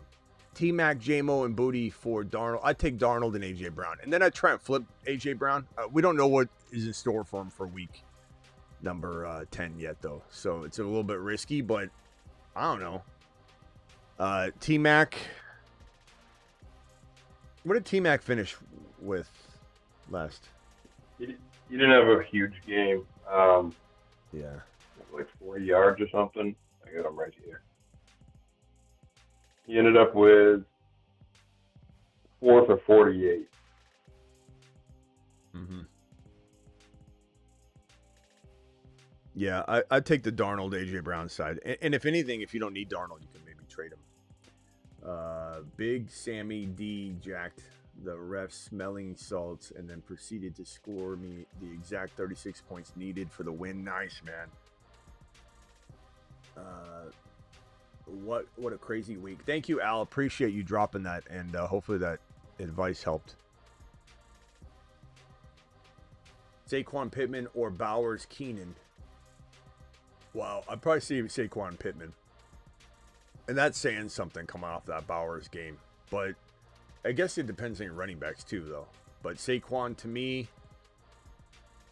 Pittman's a top 10 wide receiver right now. I mean, he continues to do it. This is 9 games. We're 9 weeks in now. And he was wide receiver 6 before this week, and he had 100 yards. So I don't think he's moving anywhere. Probably staying right at 5, 6, 7, 8. Right there. Probably 7. Probably 6. I don't know. And Saquon looks like he's ready, I think. I love Bowers, though. But Bowers does still play in a bad offense. There's a possibility he has a bad game next week and then a big game. But I would definitely see Saquon Pittman. But close enough, it depends on your running backs entirely. Depends on if you have rags to riches player like Derrick Henry. Hello, 7-1, Ricky Turbo. Tied matchup. I got Pickens and got Aubrey. 1 QB, 2 running back, 2 wide receiver. Tight end in the flex league is my Lamar, Barkley, Bucky, Hendy, Woody, Pickens, Debo, Keenan, Parker, Washington, Travis Hunter, and Kelsey. Ride it out or make a move. That's a good team, man. I mean, I mean, Lamar, Barkley, Bucky, Hendy, you'll be fine at running back. I really believe you will be. And, you know, Bucky, well, hopefully Bucky's back. If he's not, I mean, I think Hendy's still. Who has a bye next week? It's Cowboys, Bengals. There's one other Chiefs. It's a brutal one. Jeez, man. I live 1 week at a time, and sometimes I have to remind myself what the next week. Yeah, Cowboys, Bengals. I think there's a couple others, but Titans and those Chiefs. are killers. Yeah, Titans and Chiefs. Okay. So let me put this on screen. Buys week 10. That's brutal. I just wanted to make sure. So what was I even saying? Bucky. Oh, Bucky. Yeah, I don't know. I don't know about Bucky. And then what else was I going to say? I was talking about one of your running backs. Oh, Hendy. So I was just, yeah. I would probably say, like, if Bucky doesn't come back, I still think you're fine starting Hendy. Pickens and Debo, I guess this is where my concern would be. He lost Travis Hunter. That would have been so key. Debo's, who the hell knows what Debo's worth now? 10 points, maybe if you're lucky a week. Maybe 5 to 10. And then Parker Washington's pretty solid. Keenan's, you know, solid. And what did he finish with today? Keenan Allen had 41 yards. But there were some opportunities that could have made that a better day. But I think Keenan's okay. I think Pickens is okay. Do you have league-winning wide receivers? You don't. But what could you really do? I don't think you can trade Barkley for enough. I think people like what they see, but they're not ready to pay. Bucky, they can't pay. So you kind of got to ride it out. You're going to need a little bit of a miracle from Keenan Allen or Pickens, I think, to win, to be honest. But I think this team, you can't really tear it down to build it back up. You just kind of got to roll with it and hope that Bucky and, you know, maybe Hendy can get enough value that you could trade him for a player, a wide receiver like Nico. Like, let's say Nico plays bad one more week because Stroud sits a week and your bye week and your trade deadline doesn't, you know, end this week or whatever. Then you could maybe, if Hendy went crazy, trade Hendy for Nico, like that kind of move, and then boom, you're ready. That team, that's probably what you got to hope for, bro. Or Barkley goes ballistic. You could trade him for 2 players. You could try right now for a Judkins and a receiver upgrade from Debo or Keenan, but I don't think there's much else you can do but wait with that team. It's a good team. It's just lacking because of Hunter. And Hunter will return and hopefully do well, but who knows? How long do I think JD5 will be out? They got to take their time. It was his non-throwing elbow, right? So. Yeah, well, that's true. I mean, or no, what was it? No, was it? It was his throwing elbow, wasn't it? Oh, was it? Okay. Wait, let me check. Sure. I missed most of the. Was it his throwing elbow, guys? I'm pretty sure it was. Someone just said left. Let's see. Left elbow. No, it's not.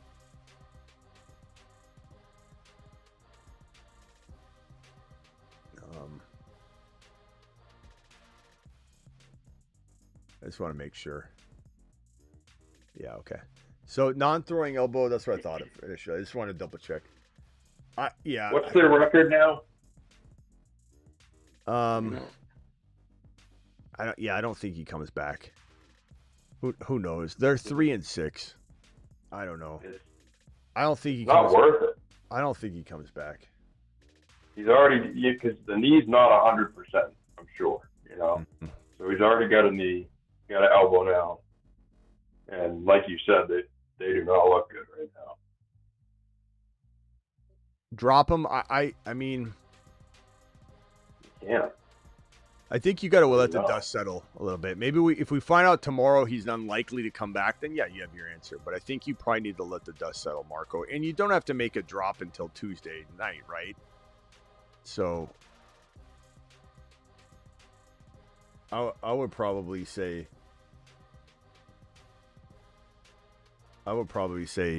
you wait. You just wait. You have plenty of time. This it highlights, though, you always tell people, have a good backup because you can get them in late rounds. I mean, there's a chance he comes back, but we just got to wait and see. And we should know enough information for you to make a call on a predictive drop or not. Like, maybe we won't know fully, but I think you'll feel better about it.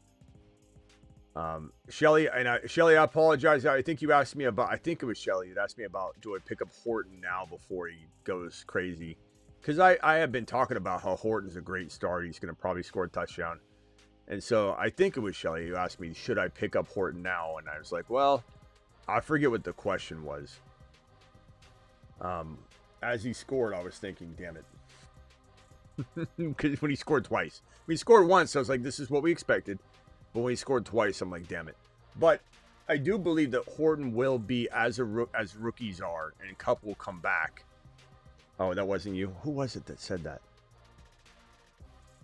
Anyway, I felt bad for whoever asked that. But we had said Horton on every other question. Like, Horton, pick him up. And a lot of Horton questions. Maybe do I start Horton or this guy? Horton or this guy? And we said Horton all morning, all night last night.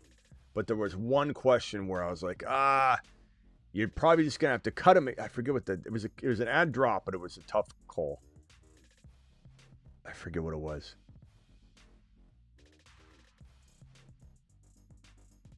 All right.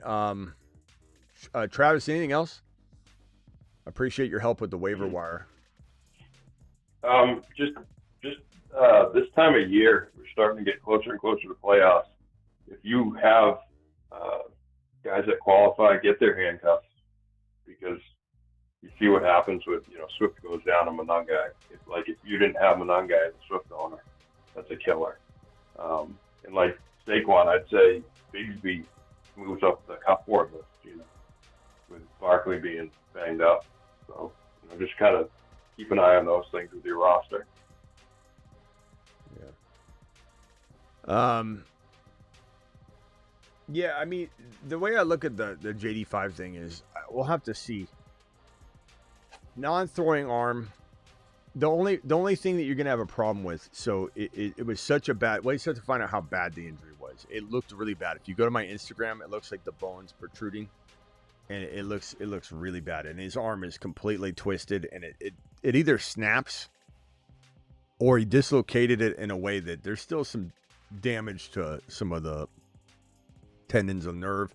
We're not hearing anything like blood vessel, like rush to the hospital, and in a way that they thought he was, he had some sort of artery issue or concern, which would cause immediate surgery.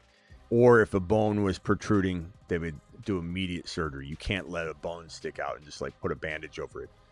So if it ends up being where there's massive ligament damage, even though it's his non-throwing arm, if he gets tackled, if he's running, if he gets hit, and it causes longer-term damage, then he's got less movement in his arm. And so it matters that it's not his throwing arm, but it's still like you can't. It's just like if you had, think of Najee's eye situation, when he had the firework accident. He couldn't put himself in jeopardy of getting hit when one hit could ruin his vision for the rest of his life. Like the wrong hit with his elbow, even his non-throwing elbow, not healed properly, could cause him to have long-term damage his entire career. So they just have to make sure that they can stabilize it. And it becomes more of a pain tolerance issue versus if he gets the right kind of hit, he's, done again immediately, and that's the thing. Like you can't have it to where one single hit could take him out. It has to be a pain tolerance issue. And I don't know how long that will stretch into. Will it be he has surgery 2 weeks from now because there's so much swelling there? You can't have surgery in some cases with certain injuries. You can't have surgery until the swelling subsides. There's a risk of infection. You also can't see a lot. Even if you cut something open, your body's got a natural defense mechanism where it shoots swelling to protect it like an airbag. And even if you go to get it drained, it'll just come right back. It'll just flush right back in. If you've ever had a bursa sac like JD5 actually had on that elbow, the bursa sac, if you drain it, it just floods right back in. I don't know if anybody's ever banged their elbow and they get the big knot. If you drain it, it's not ready. Your elbow is not, it's smarter than you think. It's going to say, bro, you drained what I just filled. I'm going to fill it again. And so it's the same concept with swelling in the knee or the elbow. And they'll just let it subside. And so look at Neighbors. Neighbors didn't have knee surgery for weeks. Like we were shocked. That was like, what was it, like last week? The report was he's going to have surgery finally. And that's because the swelling is there. And so if you have to wait, let's say JD5 waits 2 weeks to have surgery. He could have it right away. It depends. If there's a bone protruding, they'll do it right away. They'll do it tomorrow or early this morning. But if they wait 2 or 3 weeks, well, now all of a sudden it's week 12 or whatever, and it's going to take 3 to 4 weeks to get to a point where, maybe he could potentially start throwing or taking a potential hit would be like 5 weeks, 6 weeks from now. They're out of the playoffs. He's not coming back. Maybe he comes back in the final week. I don't know. Who knows? Probably more likely out for the year than not, but we'll have to play it by ear. It just depends on when he has the surgery and how much damage, which none of us know. So these predictors out there, they don't know. They don't know. Nobody knows. Even speculating is kind of stupid at this point. Travis, anything else? No, I think that's it. Thanks, Smitty. All right, man. Later. Appreciate you. Later. What are we doing with this team? 7-2, never ender. It's good record. 12-team.5. Mahomes, Love, Rice, London. J-Mo. I like J-Mo. J-Mo did well. JT. Man, your team's good. I don't know if you could sell JT. Or, I'm sorry, K9 and Sharps. I don't think you need to because you got Genty and JT, but Bowers. I want to ride it out, but I could improve my flex. J-Mo looks good, though. I think J-Mo will be fine. I think if I could trade J-Mo off the touchdown with K9 and Sharps for just one player, one of my best buy lows all week was Devontae Adams. Devontae Adams was easy to acquire and trade. He was probably one of the most mentioned names. I went through my list and I said Adams, Buka, JJ, Nico, London. All week long, London. London, trade for Adams, trade for London, trade for, in fairness, Nico, who did well, but, you know, he could have done better. JJ, trade for Henry, trade for Kyron, trade for Judkins and Genty and Dowdle. Dowdle is one of the most recommended players to trade for. Caller, I was just going to come to you right now if you wanted to call back, but so maybe you could trade K9 and Sharps. You know, you could trade K9 Sharps, and I don't think it's going to be a rare trade to pull off, but K9 Sharps and Genty all for one running back. You know, you could take a little gamble on a Barkley or a Henry if you wanted.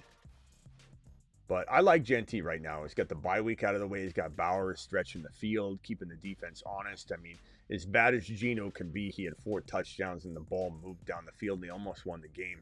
Came down to a tip play at the end. I don't know. I would try Genty, Sharps, and J-Mo off the touchdown, even though I like J-Mo, just to try and make a move for Nico, Buka,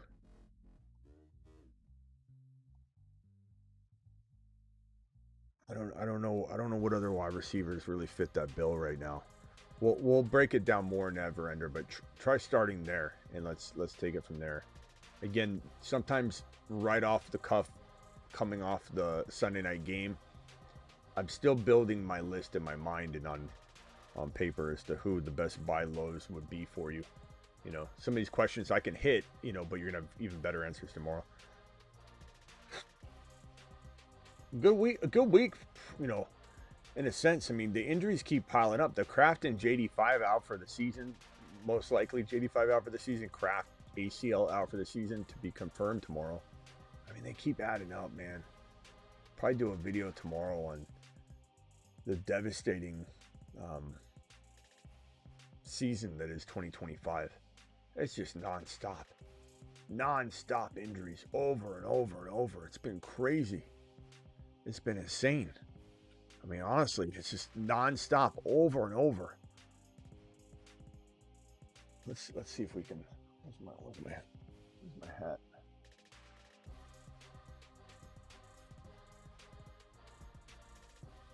See if we can get as much lifelike as we. Someone asked me today, what player comes to mind as far as like a rags to riches player, a player that can go from a flex or running back 3 or running back 4 type of area all the way up to being a top 5 to 10 running back moving forward. And the one player that comes to mind is Derrick Henry. I think Derrick Henry had that appeal heading into the 2018 fantasy football season until the Tennessee Titans acquired Dion Lewis. And I think that everybody's kind of forgetting the upside that he has. I was told that Derrick Henry. I was. Caller 256. Caller, you're live. Can you turn down the background noise? I hear Mickey Mouse. What's up? You've been killing me tonight, Smitty. What's up, bro? Smitty to the mother freaking moon. All right, so we grinded our way back. Started 0-4. We're 4-5 now. I got Dart and Caleb as my QBs. The Tucker Kraft owner and he has JD5 as well. You think we can do like Caleb and Kittle for Javonte? Caleb. I mean, he's got Jonathan Taylor and RJ Harvey, JJ. I'm rocking. Caleb and Kittle could get you Javonte. The right owner could do it. I could see it. I mean, I've got Fannin. I mean, I would just be riding Fannin rest of the season, obviously. Yeah, I'm fine with that. I mean, Javante's a big score, bro. That's a nice ad. I like that. You know, if you yeah, I like that. Do you think he'll do it, or is this on the table, or are you just kind of coming up with something? I'm just trying to make some moves, trying to upgrade in any way. My best running backs are Chase Brown and K9. Okay. Yeah, I don't want K9. I'm trying to get out of that. I've been trying to get out of that for weeks for the reasons we just saw tonight. Bro, I've been trying to get him off my squad so many different ways, and no one's biting. Yeah.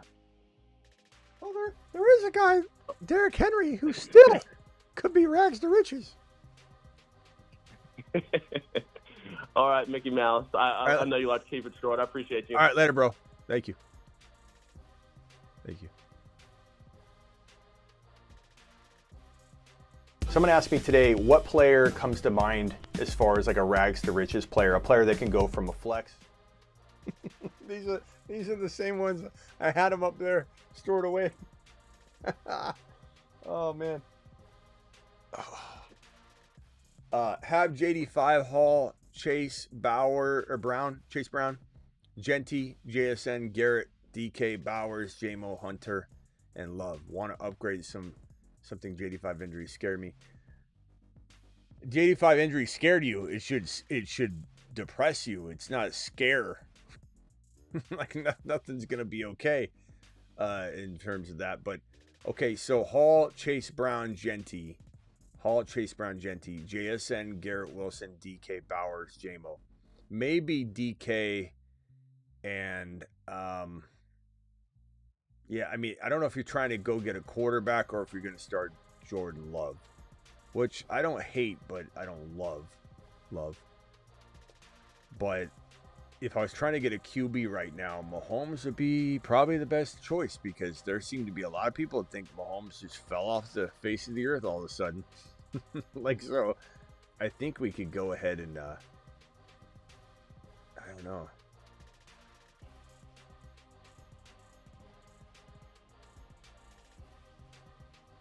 Let's see, here's Smitty. How can you buy wide receiver 2? I have Saquon. Run CMC, I'll look in a second. I'd probably say Hall, JD5, Chase Brown, Genty, JSN, Garrett Wilson, DK.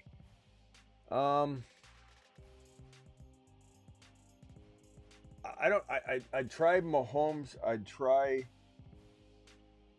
Dak before the game. Baker's also a really good buy low. So Love and JMO for Baker. Love and DK for Baker and something. Jay, that's if you're looking for a quarterback. If you're looking for a running back or wide receiver upgrade, I think I'd probably lean toward getting rid of Hall or Chase Brown or Genty with maybe DK for just one safer running back. That's probably what I would do.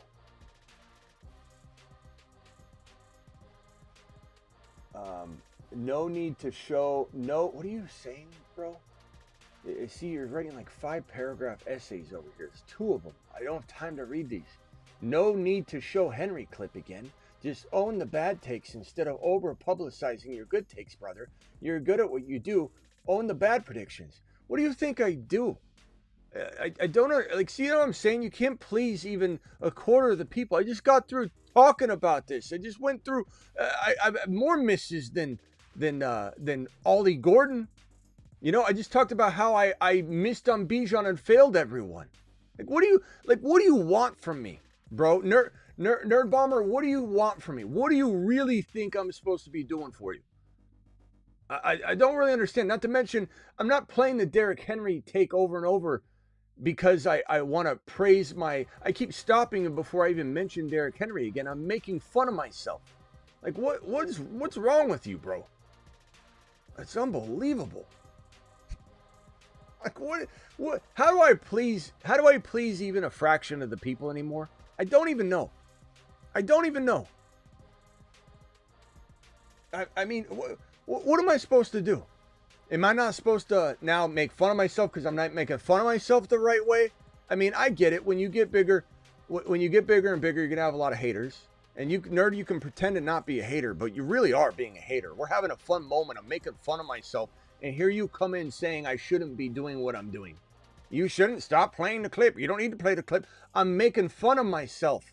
I'm doing exactly what you're saying you want me to do. I just don't understand. What is it that you expect me? Should I have started the show off? Let me go through everything that I've done wrong. Let me, for all the new people, let me list everything I got wrong today. Is that what I'm supposed? Is that so how I'm supposed to start my show? I'm just asking. What did you expect me to do when I walked in here tonight? I've got a notepad of everything I've ever done wrong. Let me start with that. Let me get all the new people on board. Here's everything I screwed up on. I take ownership of a lot, bro. I always do. but yet some people aren't pleased or happy enough. They still aren't happy enough. It's crazy, man. It's crazy. Okay, JMB. 16 team 0.5 QBs. Daniel Jones, Fields, Achane, Javonte, Chase Brown, Monungai, Benson, CD, London, Sutton, Garrett Wilson, tight ends Gadsden, Kincaid. Any moves? I think you've got a surplus at the tight end position. You could maybe move. I think you could maybe move Kincaid or Gadsden with Sutton, or with, as much as I love Javonte, we just talked him up, Javonte or Chase Brown to go get bigger monster. You know, like last week we could have got, and we said it all week long, that you could. And am I erasing JD5 from the board? No, I'm owning. See, this is what I don't understand. I'm owning that. Did I go up to the board and erase? Yeah, this is my list. And I took off everybody that JD5's got a line through them. Like, how am I not taking ownership? I don't know. What more can I do?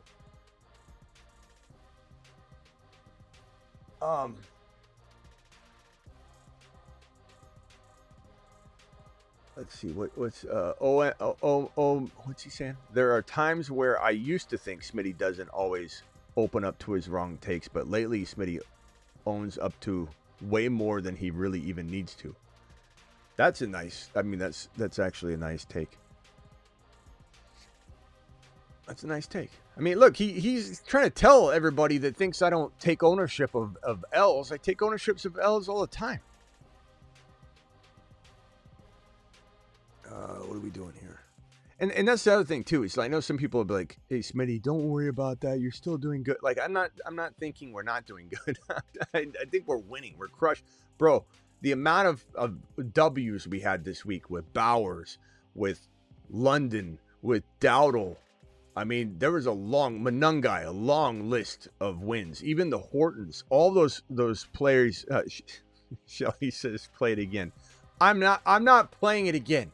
Okay, I'm just not. Someone asked me today, what player comes to mind as far as like a rags to riches player, a player that can go from a flex or running back 3 or running back 4 type of area all the way up to being a top 5 to 10 running back moving forward. And the one player that comes to mind is Derrick Henry.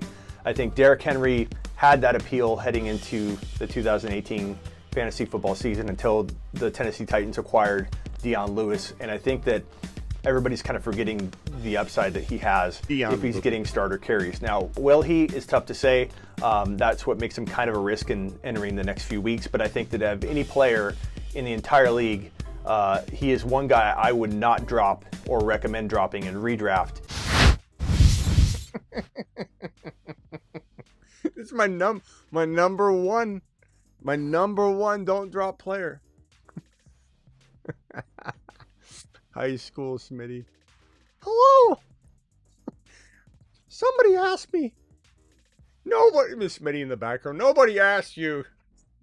Be quiet, Miss Smitty. Somebody asked me the other day.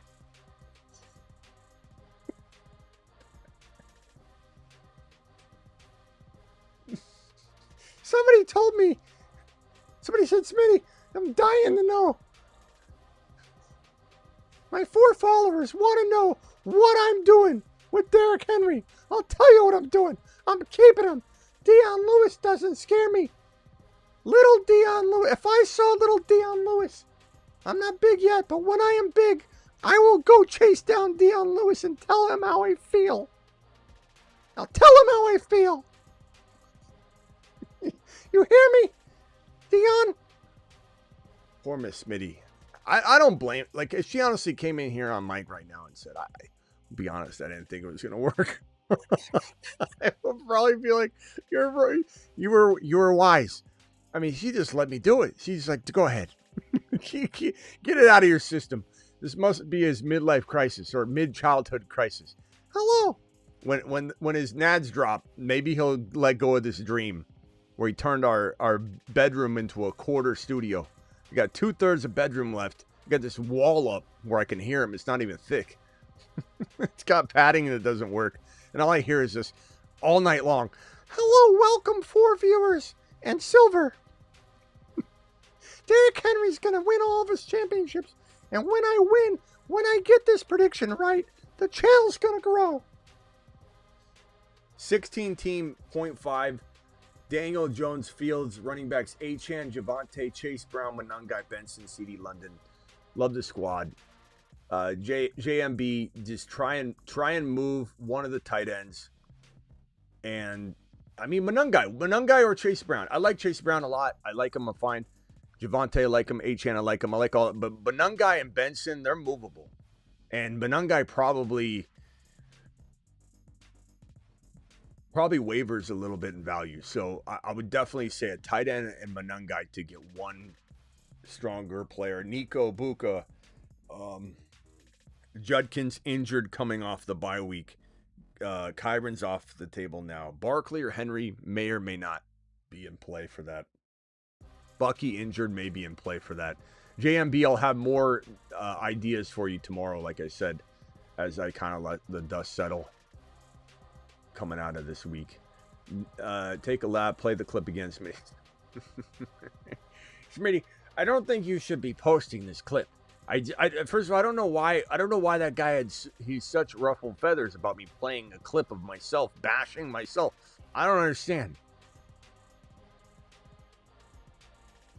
Like I was reluctant to play it. I'm like, hey, I want to talk about this Derrick Henry prediction that I had a long time ago, but it comes at a cost. You get to see me as Mickey Mouse. 2-7 trade idea to the JD5 owner in my my Josh Allen. My Josh Allen for Zay and Ladd. No, bro. Why would you trade Josh? Why would you trade my Josh Allen for Zay Flowers and Ladd? I like Ladd, bro. What are we doing back there? Rest of my team's Javonte, Rico, Hendy, Harvey. No, Nap. What do you do, Nap? You're normally on point. What are we doing here? Call in real quick, Nap. I gotta pick your brain on this. I don't know what the hell you're thinking. Is the garage your studio now? No, I mean, as soon as we got more than the 4 followers, things started going good. I built this studio. I built this. This is an add-on, little, like, you could say, connected building to the house. Yeah, I reinvested, tossed it back in, baby. I'll tell you what, I did it at the right time because I looked into adding a bathroom right here on the corner instead of having. I should have did it from the start. I was trying to cheapskate it when I first added this on because there was a lot at the time, and to add a bathroom right now, just a small little bathroom, just a tiny little bathroom, it's like 3 or 4 times the cost of building this. Like the costs have gone up like son of a bee. So that's a no-go. I wish I could go back and add that. Nap, call in. I got to pick your brain on this. I don't know what we're thinking here. Why would you trade Josh Allen for Zay and Ladd? I love Ladd, but this is not it, bro. Ladd didn't even have the biggest game, my friend.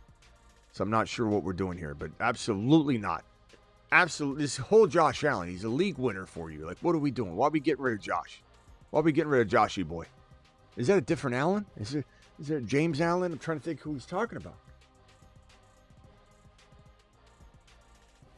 No, Caps, more than that. You can't add a bathroom for it. You can't even get it anymore. It's basically like, hey, can you build a bathroom onto my? No. The answer is no.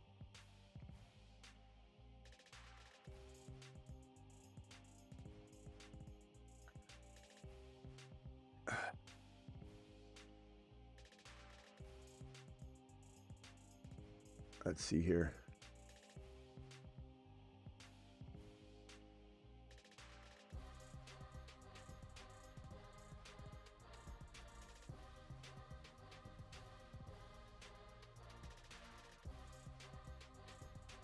John says, what should I do with BTJ? This crap QB he has refused to throw to him. I don't know. Guys, what do you think is potentially the right move for a BTJ owner? Does anybody have any ideas? Can somebody throw out Caps says that's crazy. What's crazy, Caps? Oh, the bathroom? Yeah. It's insane, man. If I just wanted to add the bathroom at the time of building this studio, it would have been so cheap in the grand scheme. You know, looking back on it, it's insane, man. It's crazy.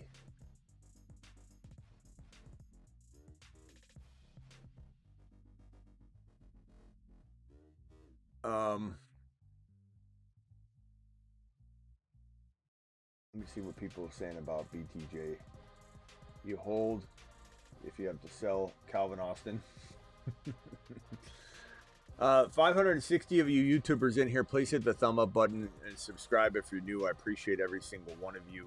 Please hit that thumb up button on the way in the door, on the way out the door. Subscribe if you're new. Appreciate every single one of you. If it was me, I guess I would probably go in the direction of, let me see. I was trying to get rid of BTJ. I think the only solution, John, is to go do a 2-for-1. So you take BTJ, you try and trade him. You can't. No one's taking him. Nobody. So if you put him with, let's say you're trading Walker, Charbonnet, and BTJ. What are you trying to get? You're trying to barely get one better player, which means that it's unfortunate, but BTJ becomes icing on the cake. He becomes an accessory, not an actual player that you're trading, but an accessory that can turn Walker and Sharps into Genty, who's got his ups and downs. Could turn potentially, let's call it DK Metcalf, who's got his ups and downs. You throw in BTJ and turn him into, Nico with his situation and all that. Adams last week would have been a good example. So I think it's probably, you could maybe trade BTJ for Manungai if you got, a little frisky. Last week you could have traded BTJ for Dowdle. That's off the table now. You could trade BTJ for Harvey maybe. You could trade BTJ for Hendy and maybe even something. So you want my ultimate advice? Trade BTJ for Hendy or trade him in a package to get a slightly better player. It's just icing. It's just an extra accoutrement to throw into the trade. That's it. That's the only thing you can do.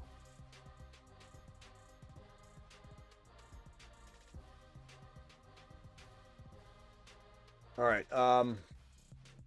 John, thank you for the super chat. Appreciate you.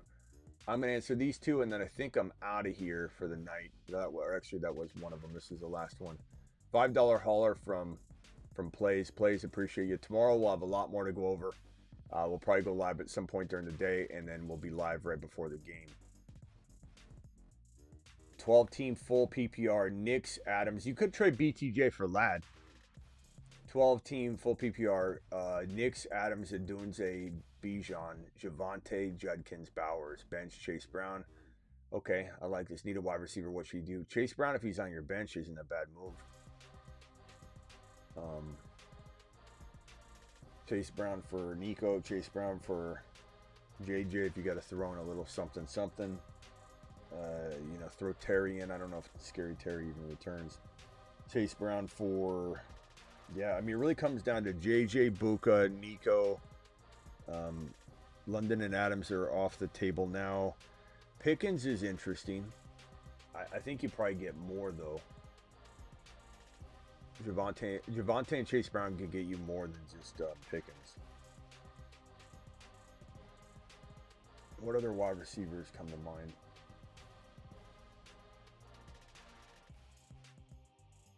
Probably say...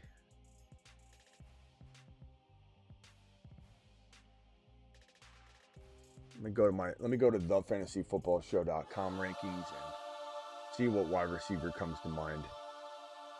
And I gotta update. I always update this after the games, and it's gonna be quite a different update. I mean, there's gonna be a lot of players moving around. I mean, we got to take off JD5. It's gonna be crazy. Take off Kraft. I mean, damn it, all these injuries. So buy low receivers would include, I mean, maybe Rashee Rice, but I don't think for that cost, but like you could do some package deal. But Rice dropped a little bit in value today.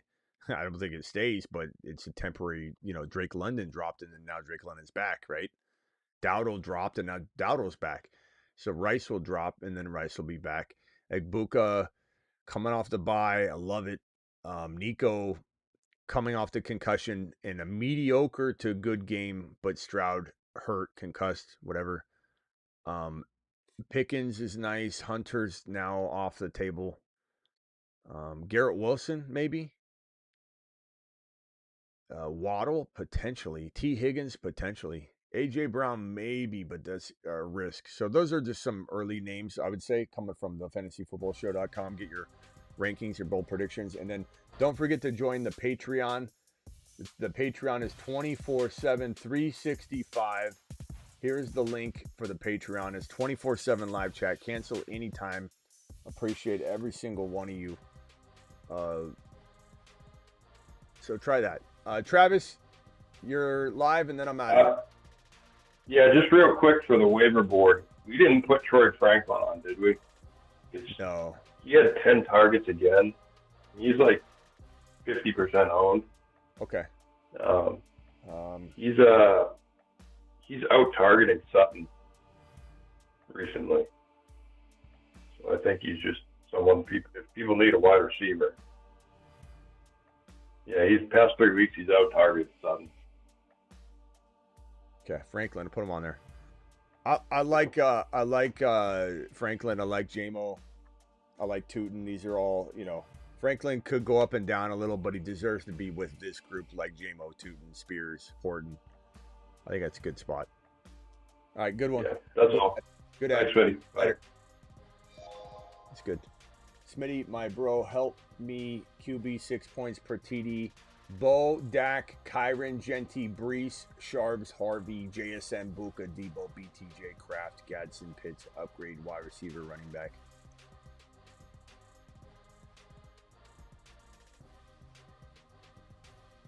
I mean, Kyron, Genty, Hall, those are all good players. Harvey, JSN, Buka, it's a good team. I think I'm trying to get rid of, obviously, Kraft going down.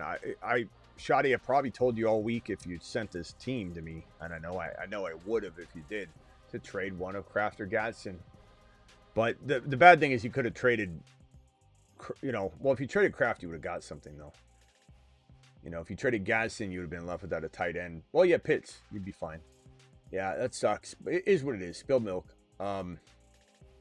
You could still sell Gadsden if you wanted and roll Kyle Pitts, but I really like Gadsden. I'd probably stay put. Your team looks great. Let's trade BTJ and Debo and one of your running backs for one player. Barkley. Maybe one of the running backs and Debo, or BTJ and Debo for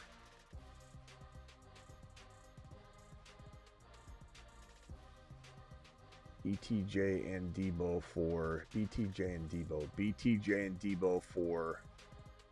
Nico, BTJ and Debo for maybe Garrett Wilson. And then if not, you could maybe trade one of the running backs like Brees Hall and BTJ for Nico. Rome Odunze is a scary player to trust right now. But if you were to trade Debo for him, or trade, let's say you could trade one of your QBs, although keeping two QBs is a smart play right now.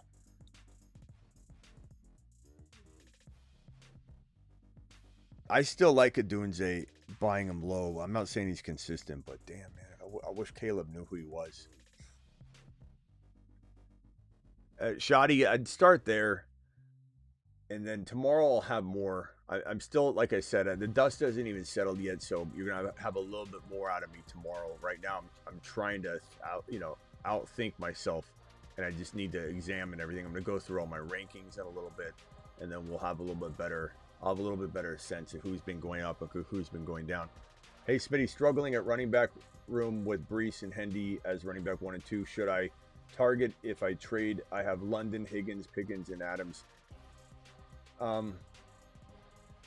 I mean, it depends. If you don't think Hendy's getting more, like, I know everyone's saying they're done with Hendy. I just don't understand. He got 14 carries and 4 receptions. I don't really understand. He got 80% of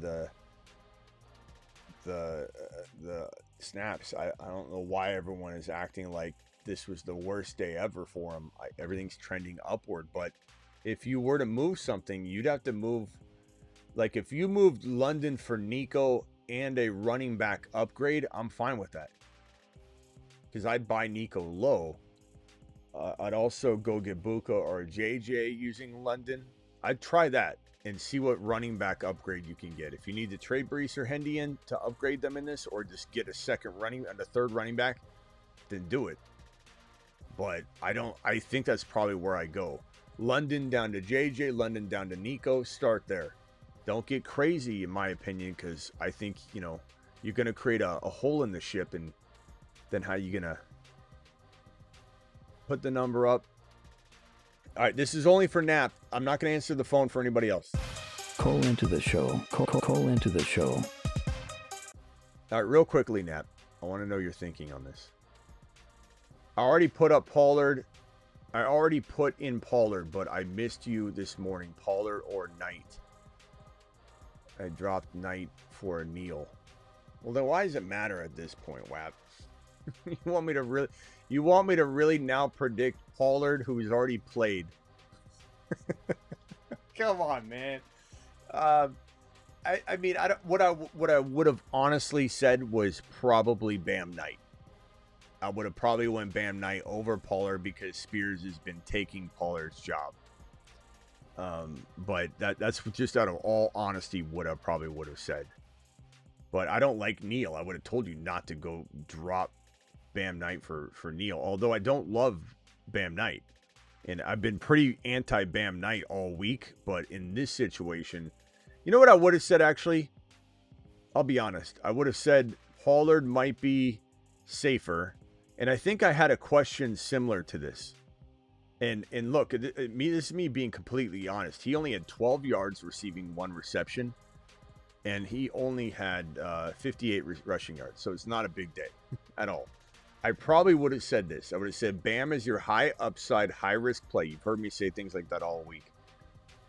And then your safe play probably is Pollard because I could see him, everybody doubting him, and then he gets the full workload. Like that's the way it usually goes. So I would have given you kind of a double talk answer because there's no right answer to it. Pollard would have been the safe play. Bam Knight would have been the high risk, high reward. So I would have told you if you need a big swing, go Bam. If you want to go steady Eddie, Pollard, but it's not that steady. It's just kind of safe. Like 10 points is what I would have probably said. 262, you're live. I assume this is Nap? Yeah, it's Nap. All right, Nap, why would you trade Josh Allen for Ladd? And I love Ladd, but why are we doing that? Because, like I said, I'm 2-7, and I got Rice and Javonte on a bye next week. So I'm just trying to get the wins. I feel like it's decent value getting both the receivers. You know what I mean? And I'll probably trade Ted or. What was the other receiver you were going to get with Nico? Nico and who? It was Ladd and Zay. There's no way I'm trading Josh Allen for Ladd and Zay. No. Would you trade him for Goff and Brees Hall? And you're going to start Goff? Yeah. No. I'd rather have Josh Allen, bro. I think Josh Allen can carry you, bro. Carry you. Like you're worried about I gotta win out. Bye weeks. Like let Josh Allen be your guy. Let him be your crusader. Let him take you into these weeks where you need him more than ever. You need a quarterback to score you 40 points, bro. That's when you need him most. You're gonna trade him in? Especially that Ladd and Zay Flowers offer for Josh Allen. Hell no, bro. I don't care if you're 2 wins, 4 wins, 3 wins. Like, it's going to make things worse for you.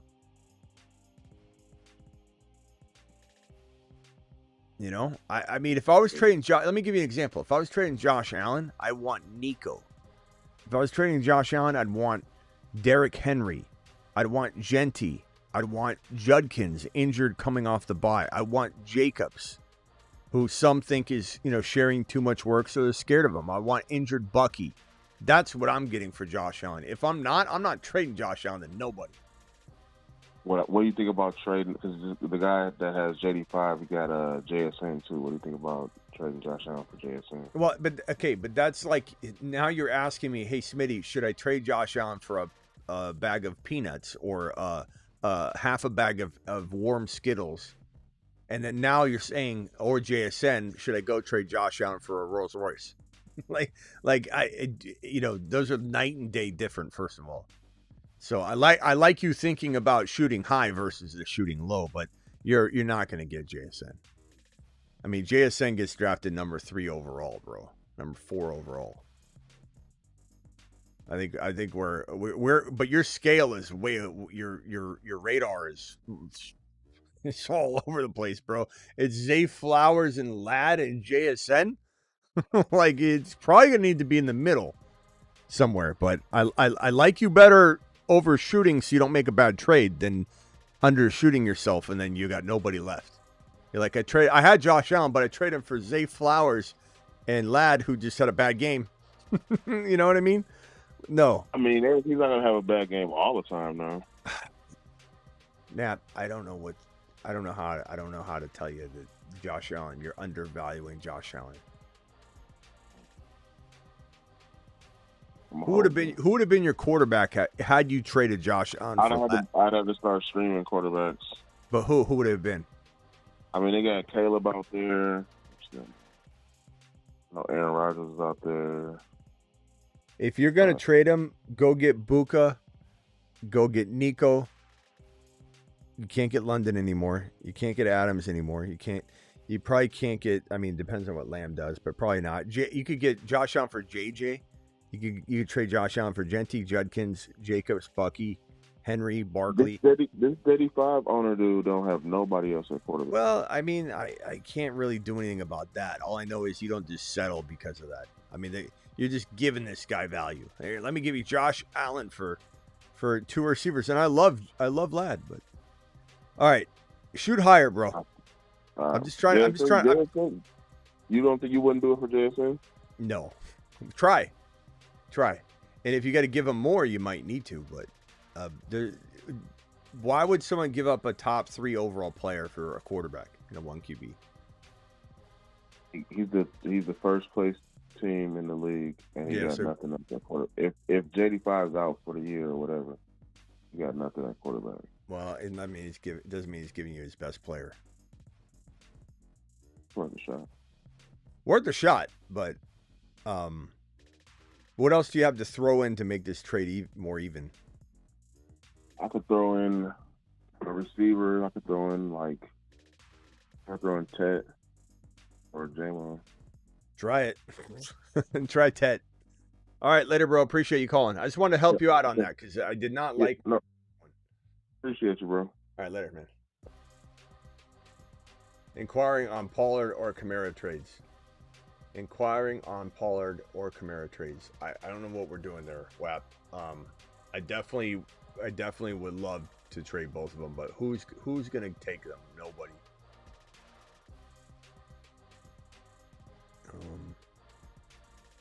Hendy, buy low on Hendy, Harvey, Ladd, Smitty, Debo or BTJ and Brees, and Debo or BTJ and Brees for a Doomsday Hendy. I'd try to trade Debo and BTJ for Hendy and the Doomsday, but if you can't do that,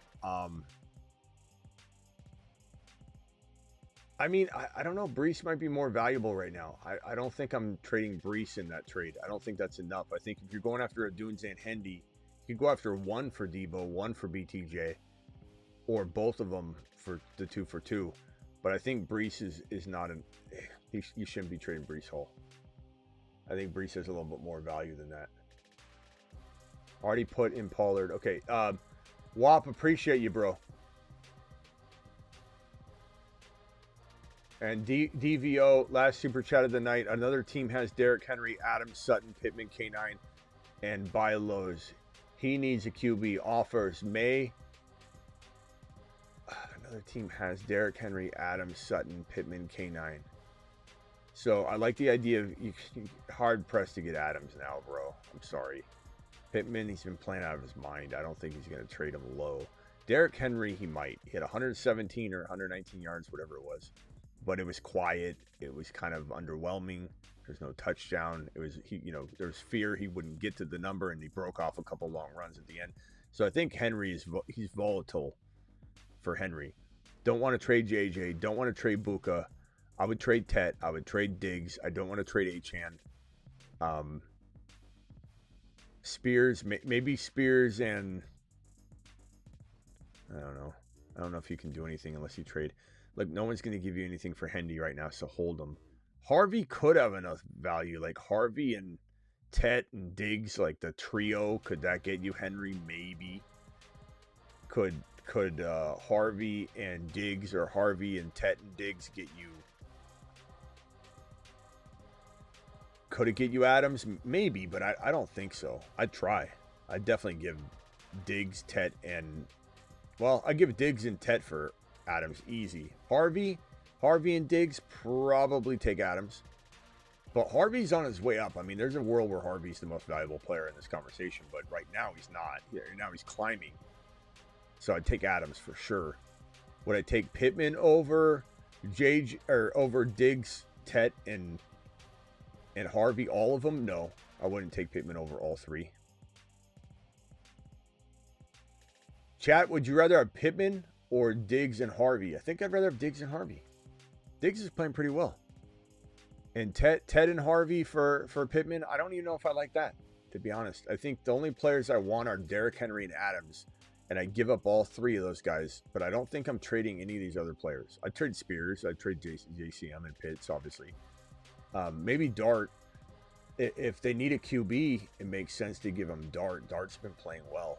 Dart, Diggs, and Tet. Dart, Diggs, and I'd try and keep Harvey if I could. But Derrick Henry's not so out of this, unattainable player. I think you probably could potentially trade Harvey and Diggs or Harvey and Tet, or especially all three for Henry and something.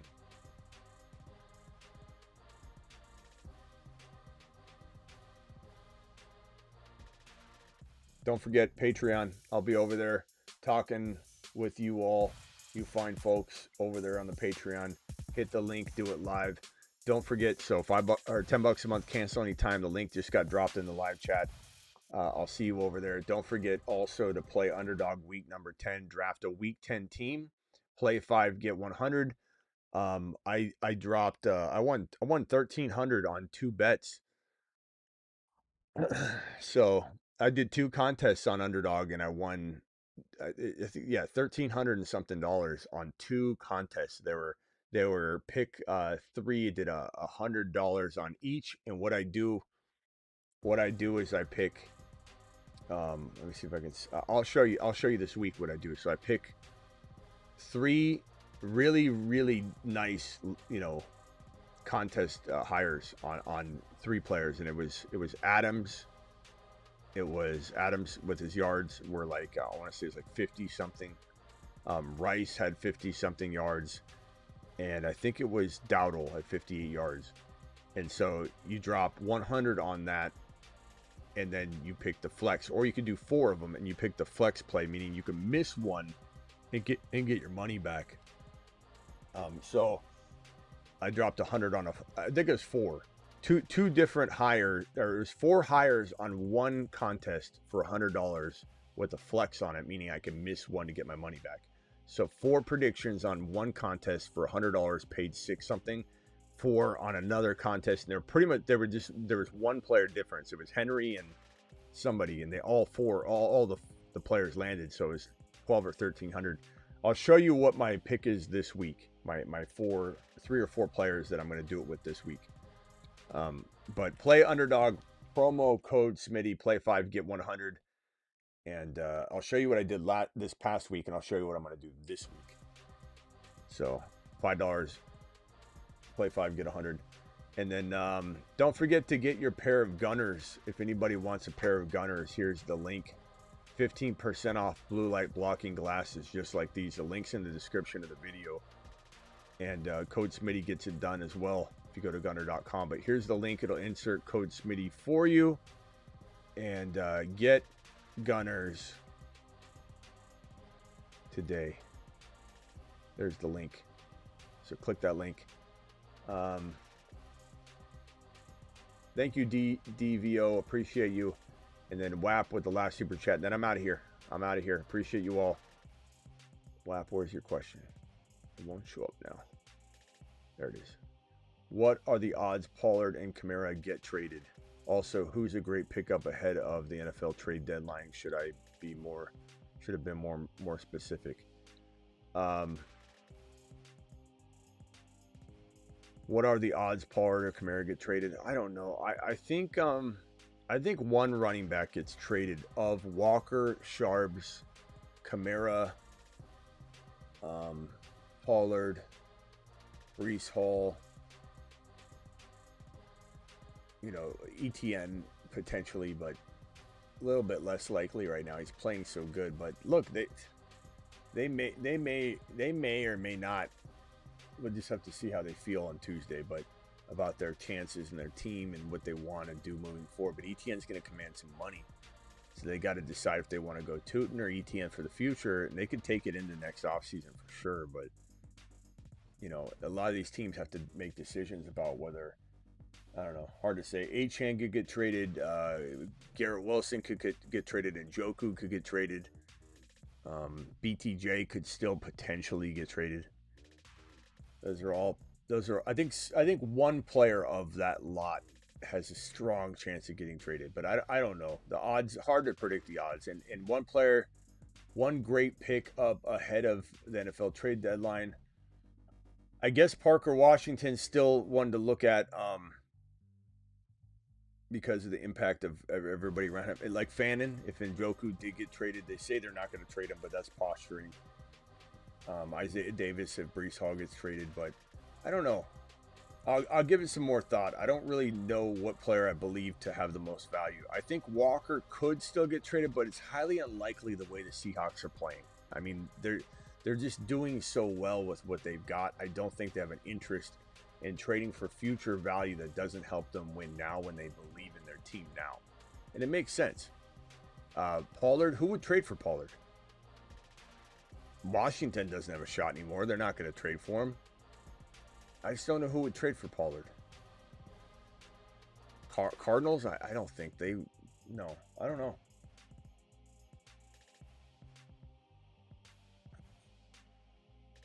Good question, though. We'll think about it.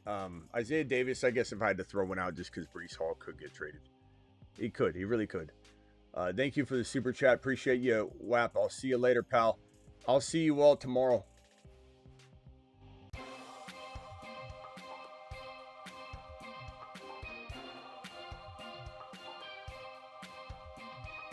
Someone asked me today, what player comes to mind as far as like a rags to riches player, a player that can go from a flex or running back 3 or running back 4 type of area all the way up to being a top 5 to 10 running back moving forward. And the one player that comes to mind is Derrick Henry.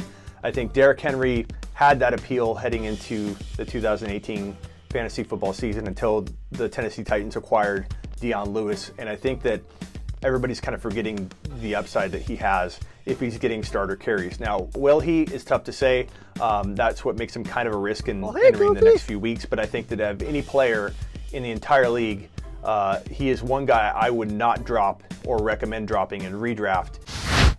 Hey, what player comes to mind? Hey, Mickey. Hey, what player comes to mind as far as like a rags to riches player, a player that can go from a flex or running back 3 or running back 4 type of area all the way up to being a top 5 to 10 running back moving forward. And the one player that comes to mind is Derrick Henry. I think Derrick Henry had that appeal heading into the 2000 Dion Lewis. Who did Silver ask you about, Smitty? Season until the Tennessee Titans acquired Dion Lewis. And I think that everybody's kind of forgetting the upside that he has. Today, what player comes to mind as far as like a rags to riches player, a player that can go from a flex or running back 3 or running back 4 type of area all the way up today? Someone asked me today, what player comes to mind?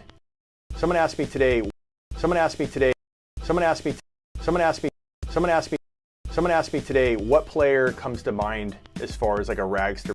Someone asked me today what player comes to mind. All right, see you all later. Appreciate you. Doses.